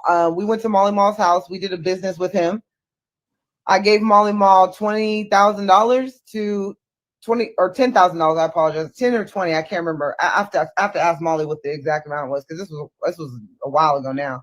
But Cannon wanted to be, a rapper, wanted to be getting in music or whatever. So he needed some beats. So he got with Marley Marl, gave Marley Marl money from our savings, and he got I think it was 6 beats Marley Marl gave him. And that was that. We went to his house. We spent the night. That was the night that Cannon threw up and boo-booed on himself because he was so drunk. I boo-booed. Oh, he did. That's what everybody was talking about. Wait. You chased our booty? Wait. I don't know why. He said because he was really drunk, I guess. I don't know. I never seen that. I don't know. It was all over. This was at his house, and it was on his. He let us stay in his room on his bed. This was on his bed. So you can ask Molly Marl about that. Hey, hold on. So you make way to get a deal. Who negotiated the terms of the deal on how much it would be? Did Luce Cannon? Was he proactive in the negotiation? I talked to Molly. I was negotiating everything. The business went through me, and it was me and Molly Marl that conducted the business, and then got the beats, what songs and stuff like that. That the beats that he had, paid him, and that was that. Right. And then Luce Cannon is pushing his narrative that Marley Marl was what he said, a fraud. No, I don't know. Listen, I don't know what Marley, like I said, all I know is the business was legit. He gave him what we paid for. We heard the beats before we even paid for him. Because he played multiple. So Cannon picked which beats he wanted from the catalog that he had and what beats that he could give away. Right. That's it. So he listened to which ones he liked. We were there, like I said, we ended up spending the night because we were there for so long. We was, drinking, just, picking out the beats or whatever. He got what the songs that he wanted. I believe it was 6 or 7 of them. Marley Marl was paid, and that was that. And he out with him and a girl that Molly was dating at the time. So like I said, we've hung out with him a couple times. and there was never no bad business or anything at all on Molly's, and he gave us what we paid for, and that was that. Cannon picked up the songs that he wanted. And Luce Cannon boo-boo. He got the beat, and he boo-boo. Grew up and unfortunately lost his bowels that night. Hey, Gigi. Yeah. Did you go order some incredible diapers? It's Cannon. Nah, he definitely needed a diaper that night. We actually had to leave because we had to go get the car cleaned out because he threw up in the car too as well. And then, you know, he had to change his clothes and whatnot. Because obviously we didn't have no place there, Stop telling them my business. You know what? I'm going to do I'm just something. thinking, and like I said, it's just posting the truth. Like I said, I mean, Molly has already said this, so I mean, this is not a secret. Like it's just the truth. I'm only speaking facts. You'll never hear me speak of something I don't know for sure. I can only go by what I saw and what I was there and who I was. Like I can't speak on anything that I don't know. Now, at this time, how did y'all get to know Marley Marl? How did you meet Marley Marl? Did you meet Marley Marl through Big U? Luce Cannon? Like, how did you meet Marley Marl? No, we met Marley Marl through Mo. So as you see in my episode 2 that I dropped, I was friends with Princess, Ray J's wife. Ray J, when Cannon first wanted to be a producer and have the record label and do his rap crap, I created Integrity Before Money, IBM. So I created that, paid for the logo, the design, started that, and then he went on this like mini tour. We paid for the publication because you know for that song Cookout to go out. This was before he put Wack's head on the grill. So before he did that, we paid $2,500 for a pub run, and he was paying TikTokers, you know, to try to push Cookout, and it flopped. So then I'm like, okay, he's like, I need a publicist. So I hit up my girl Princess. Publicist was Mo, this girl named Mo. And then Mo is actually the publicist for Black China as well. That's how Black China came into play. Right. And Black China obviously had Maui out during this time, and that's how Marley Marl came into play. Okay, so y'all met him, and then y'all had a pretty cool relationship with Marley Marl. Yeah, absolutely. Okay. Absolutely. Okay. At that time, because Princess being with messing with Ray J, at any time around that time, did you ever hear Wack 100 name from Luce Cannon as far as him dealing with Wack him? was not. Oh no, Wack didn't know. No. So Wack came into play after Cannon set up that Marley Marl beat. When he jumped on Marley Marl, he set that up. And let me clear this up real quick. So the only reason why he set that play up because Marley Marl has slid into my DMs and was basically like, man, what are you doing with a nigga like this? You a boss, like you're very articulate, blah, blah, blah, blah, blah. Cannon saw the DM and then set up the play. When he set up that play for Marley Marl to get jumped because of the DM, he used that to try to go viral and posted it on YouTube. Right. And then so while the feds have ran with Luce Cannon's lie that Big U had him jump up on Marley Marl, Gigi, the beautiful Gigi, had just set the record straight that the reason why Luce Cannon jumped on lined up Marley Marl and jumped on Marley Marl and all of the shit that happened with Marley Marl that's in the indictment is because Luce Cannon caught this nigga trying to jab at his bitch. Jumped in the DM, he intercepted it and ran it back. Nigga, you trying to get at my wife, nigga? And then you dirty macking me? You know what I'm saying? Nigga, he gave Marley Marl what he had coming, playing with another man's wife. It's crazy. So, now we know about Marley Marl, his role in this indictment, him being Wack brother and homie, him still feeling comfortable around Wack, where if anybody he would interview with, it would be Wack, and he not even want to go to No Jumper and do it because he had things to take care of first. All the while, that he couldn't talk about, and that's what Adam said. Oh, you can't talk about it.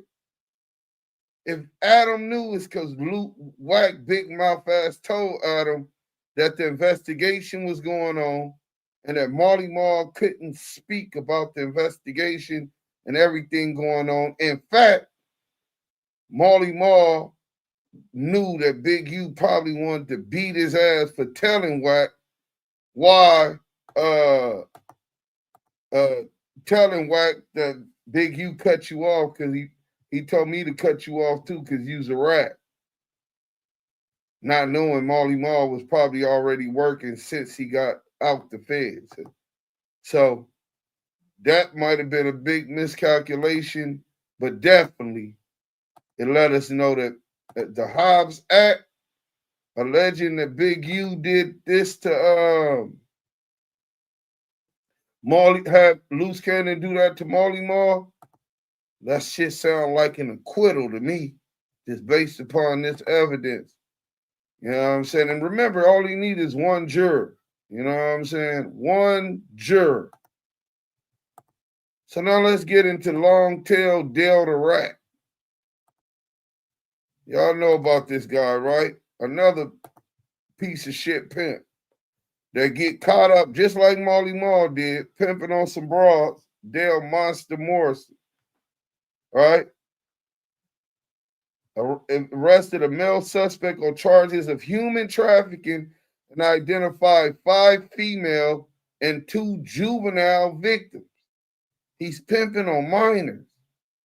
According to the news release on Wednesday, July 23rd, 2014, investigators assigned to the San Bernardino County Sheriff Human Trafficking Detail concluded a 4-month investigation into human trafficking ring with the arrest of 29-year-old Dale Morrison, a.k.a. Monster, on the 14500 block of Equestrian Way, Victorville.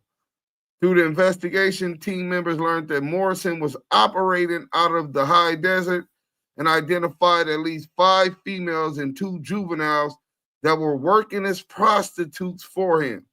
Investigators learned the females were working out of the hotels and motels in the high desert, Ontario, and Redlands area.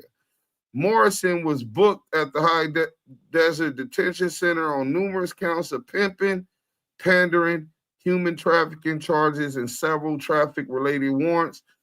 Bail has been set at $375,000. So he catches this case, and I'm sure pimping on minors and all of that, he's facing anything close to 15 to 45 years. But that's not it. Yeah, Big Money say Molly been working. Yeah, there's another case, and I don't want to go into it today, but we will go into it later. But we went through so much. Wack has been singing Miss Gigi praises. Next move is going to try and infiltrate facts because she got mad motion for show gospel church. So Ma take the stand and say, Big, you had nothing to do with Luce. It's over from there. Well, no, as far as the Hobbs Act, that's our, bro, you got to think Gigi testifying on behalf and letting them know that he lied on Big U about a murder is going to be priceless. Because she was in the bed with him when his twin brother called him to tell him that Nipsy Hustle had got killed. She's going to testify, and the phone records will show that Luce Cannon never had Nipsey Hussle's phone number. So the fact that a man will lie on this man about a murder, anything else that he says is easy. Well, why would he lie about that? Shit, he lied about the man on a murder. He'll lie on the man about any crime. Any crime. That's reasonable doubt about all these other lies. Then it comes into all of this other shit.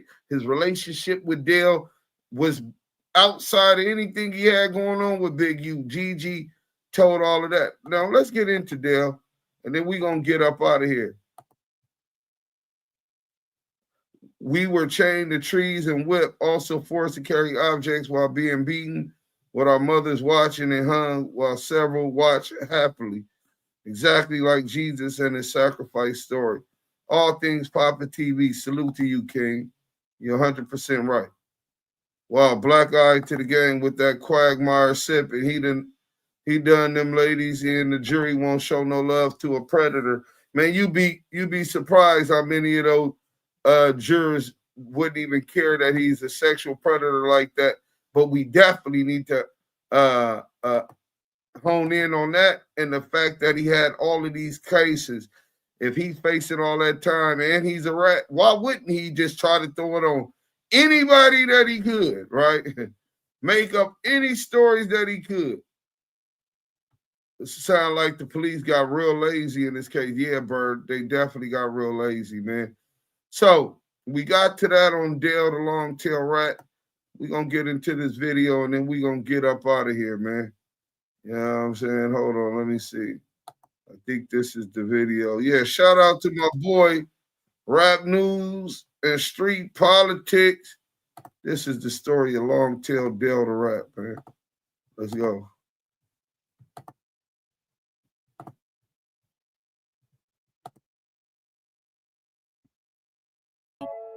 And we back with them bad people in this big U federal indictment. Now, you know, it's a lot of information that's coming out, a lot of individuals speculating as to who's telling, who's snitching, who the witnesses are, and that's where we step in.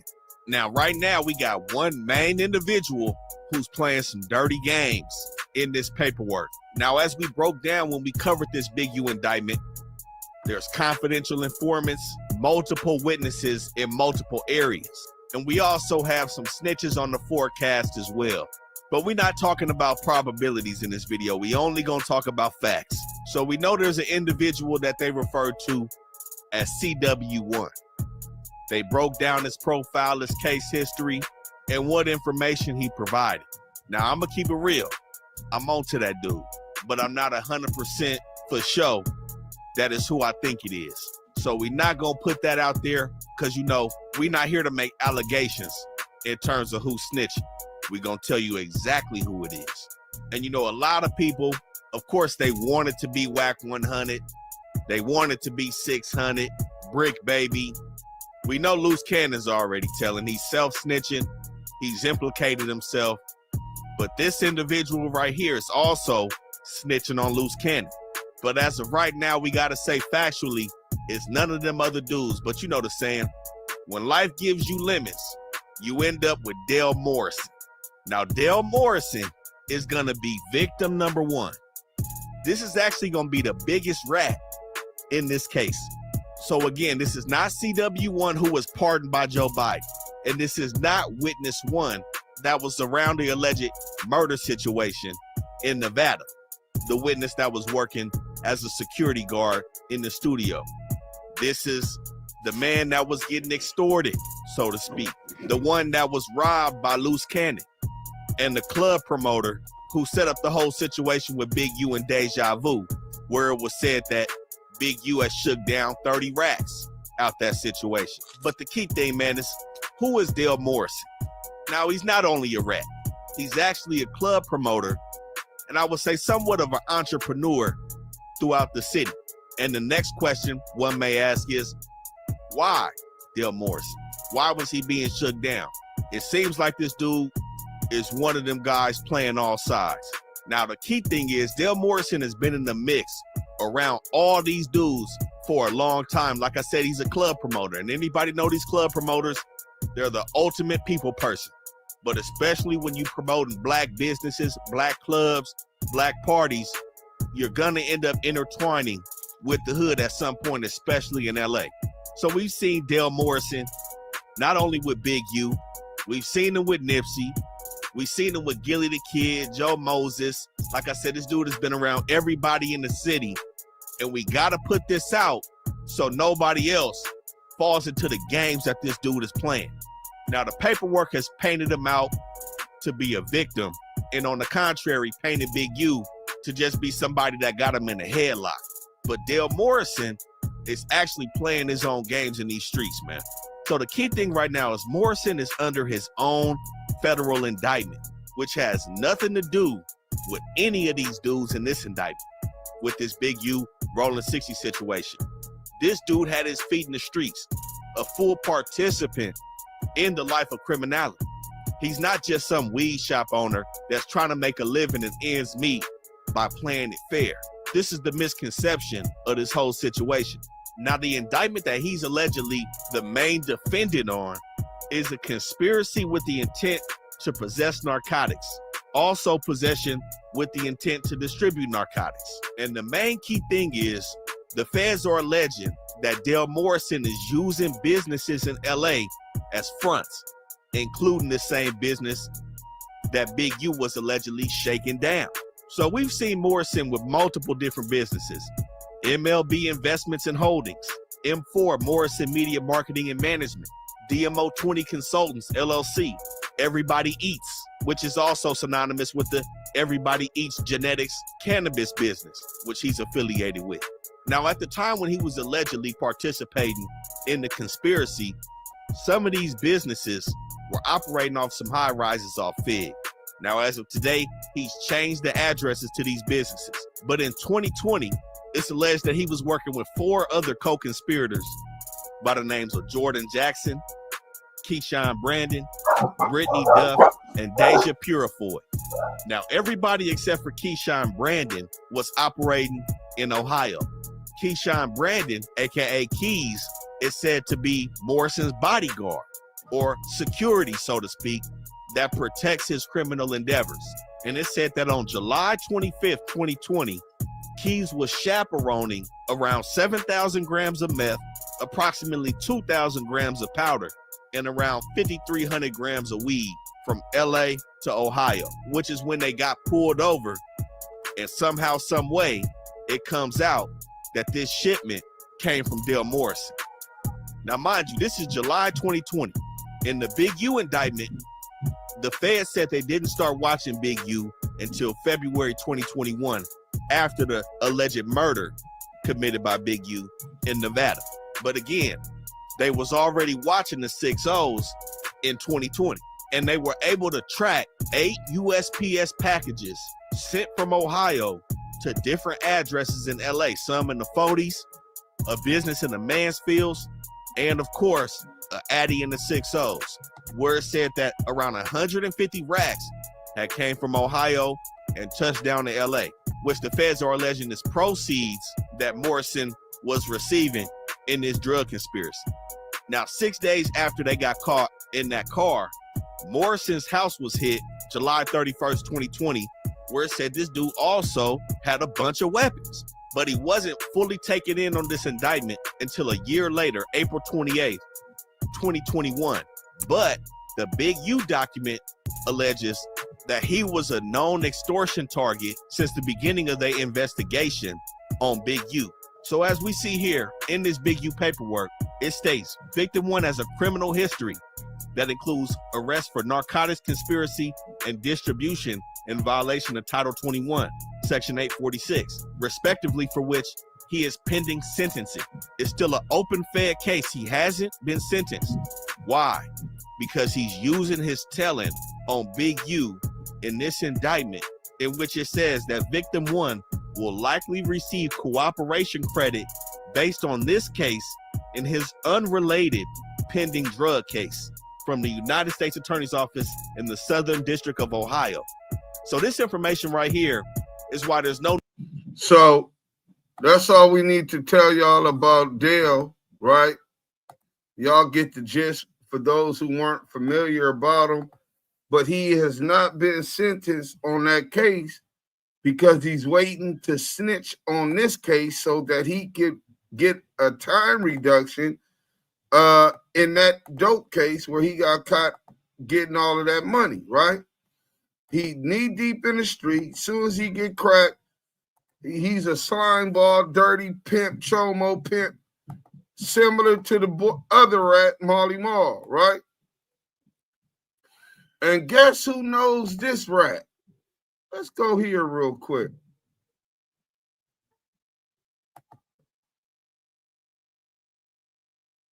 Guess who knows this rat? Take a guess in the chat, everybody. Any book shows, I know that business with him.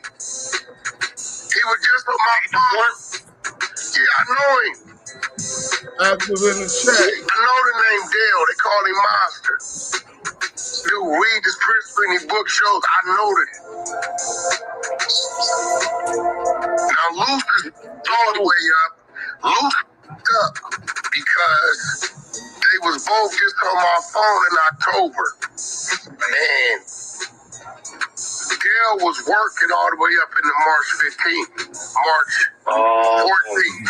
Which lets me know yeah, you're when right. they was having I that gotta do a phone different call, one than slime Dale's ball. phone was hot. Business with So this is the same Dale that Wack 100 admits that he knows, that he admits he does business with, that he admits does promotion and that he done booking with. And knowing that Luce Cannon is alleged to have been the one who robbed Dale Morrison, he puts Luce Cannon on the phone with Dale Morrison. For those who ain't been keeping up, Wack's YouTuber SGBG TV then released that audio that was Luce Cannon, Dale Morrison, and Wack 100 on the phone. SGBG TV released that audio on his show. Wack admits that he released it, but it was released on SGB TV. So all of those over there that don't know he's compromised, well, now you know. But more than that, we gonna let y'all take us out because I'm finna go. Y'all don't believe CS2 back orchestrated that. He told y'all that he orchestrated that. And even more than that, I want y'all to remember he told me this when I first met him. Hope y'all paying attention.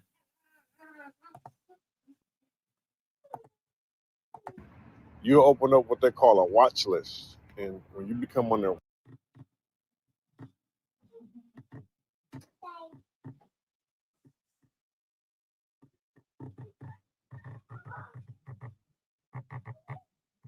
And where Allen lost it then. Y'all ready? Who got the content? Yo, hold on, no, we gotta set that.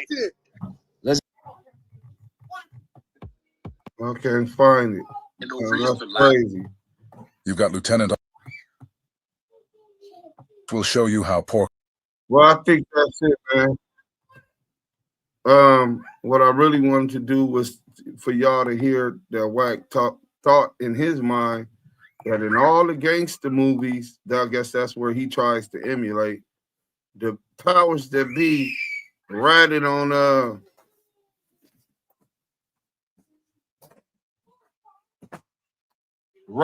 their enemies and all of that because they were the powers to be. And it's crazy that they did that.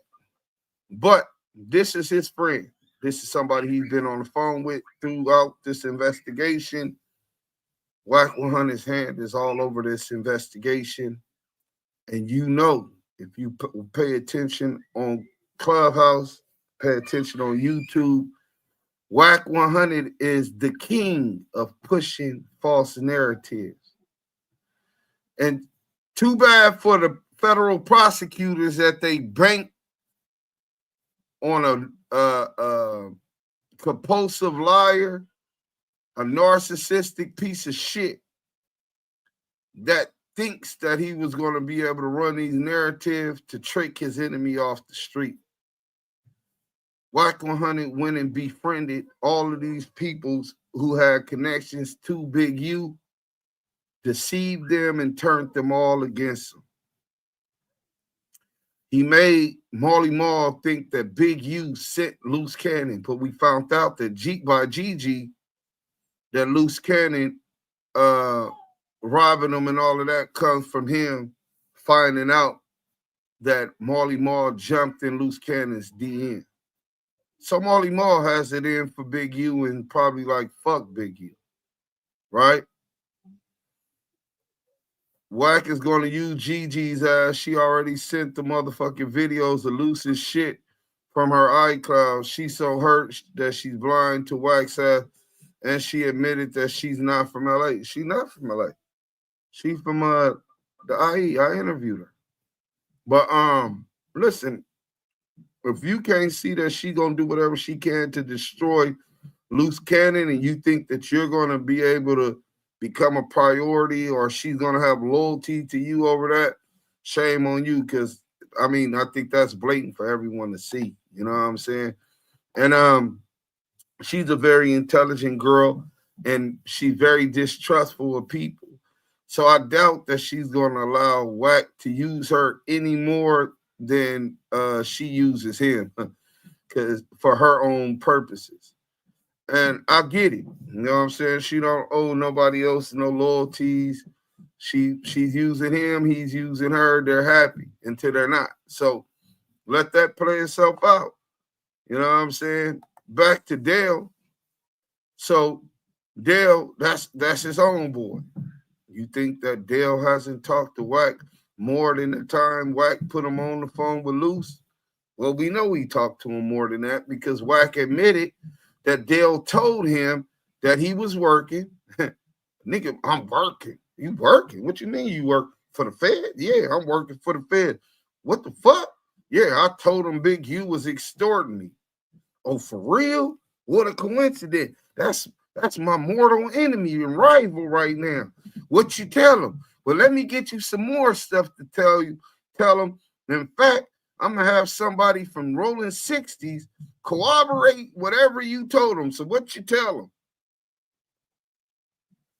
And the federal prosecutors bid on that shit. Shame on them. Now, you got Marley Marl, who bid on that, and he's running this narrative that Big U sent him. Same thing Luce Cannon is saying. Look, Big U sent me. But Gigi shut that down. Both cases of the robbery and extortion are definitely up under. Now, did Dale owe Big U? Did he do business with him? I know for a fact that Dale was living at Big U's Arlington place multiple intervals and different time, because when he was moving around or whatever. So I know he paid him rent from that. I know that they supposed to, I heard, I'm not sure, they're supposed to have some kind of business with the dispensary also, and arrangements with that. So if Big U was getting payments, that doesn't necessarily mean that they were payments, because he was extorting Dale. People do legal business with people, and people do owe people debts when they're loaned money. So, but Gigi talks about Dale getting robbed and says that Big U had nothing to do with that. She's sure of it. It was Luce Cannon's relationship with Dale, and she sent me all of those videos inside with her there at the dispensary. Luce Cannon there. Luce Cannon taking stuff outside of the dispensary to their home, and video of that. She has no reason to lie, very intelligent, and comes off as a credible witness. That's going to be another problem for the AUSA. But Wack got his hands all over Marley Marl. He got his hands all over Luce Cannon, gave him the platform knowing exactly what Luce was going up there for, to corroborate lie snitches from Dale the long tail rat, to implicate Big U in more crimes. So not only is Luce a rat for lie snitching on Big U, Wack is a rat for lie snitching on Big U. Not only is Marley Marl a rat for lie snitching on Big U, Wack, knowing that what Marley Marl was doing and probably directed Marley Marl to do that, is a rat for that. Then Luce Coochie Ashley, Dale, Ashley, and Marley Marl, all products of confidential source, too bad. Yael, you want to take us out, bro? Anything you want to add? Fuck them rat ass niggas. Nah, but yeah, on some real shit though, man. At the end of the day, all the receipts is in y'all face, and if y'all care to look deep into the case, y'all see all the key components and the things that these dudes were lying about and lie snitching about are coming up present. Will it upstand and hold in court? I believe not. Too many inconclusive and non-consistent stories with this.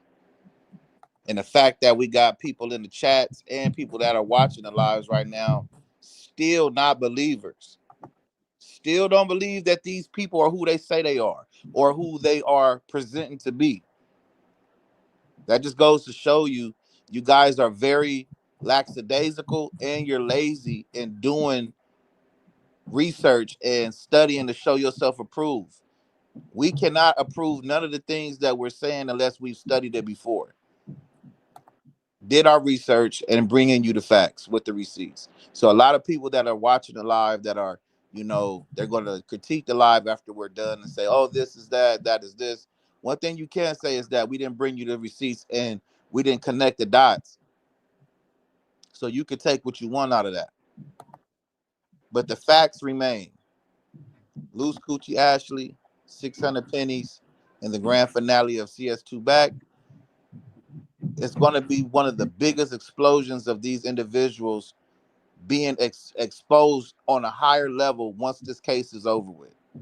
They're being exposed now, but when Big U is finally reprimanded for the truth, and he's given his his justice for truth, the faces, man, being the voice of the culture, being the voice of the West Coast is not just saying it, it's living it.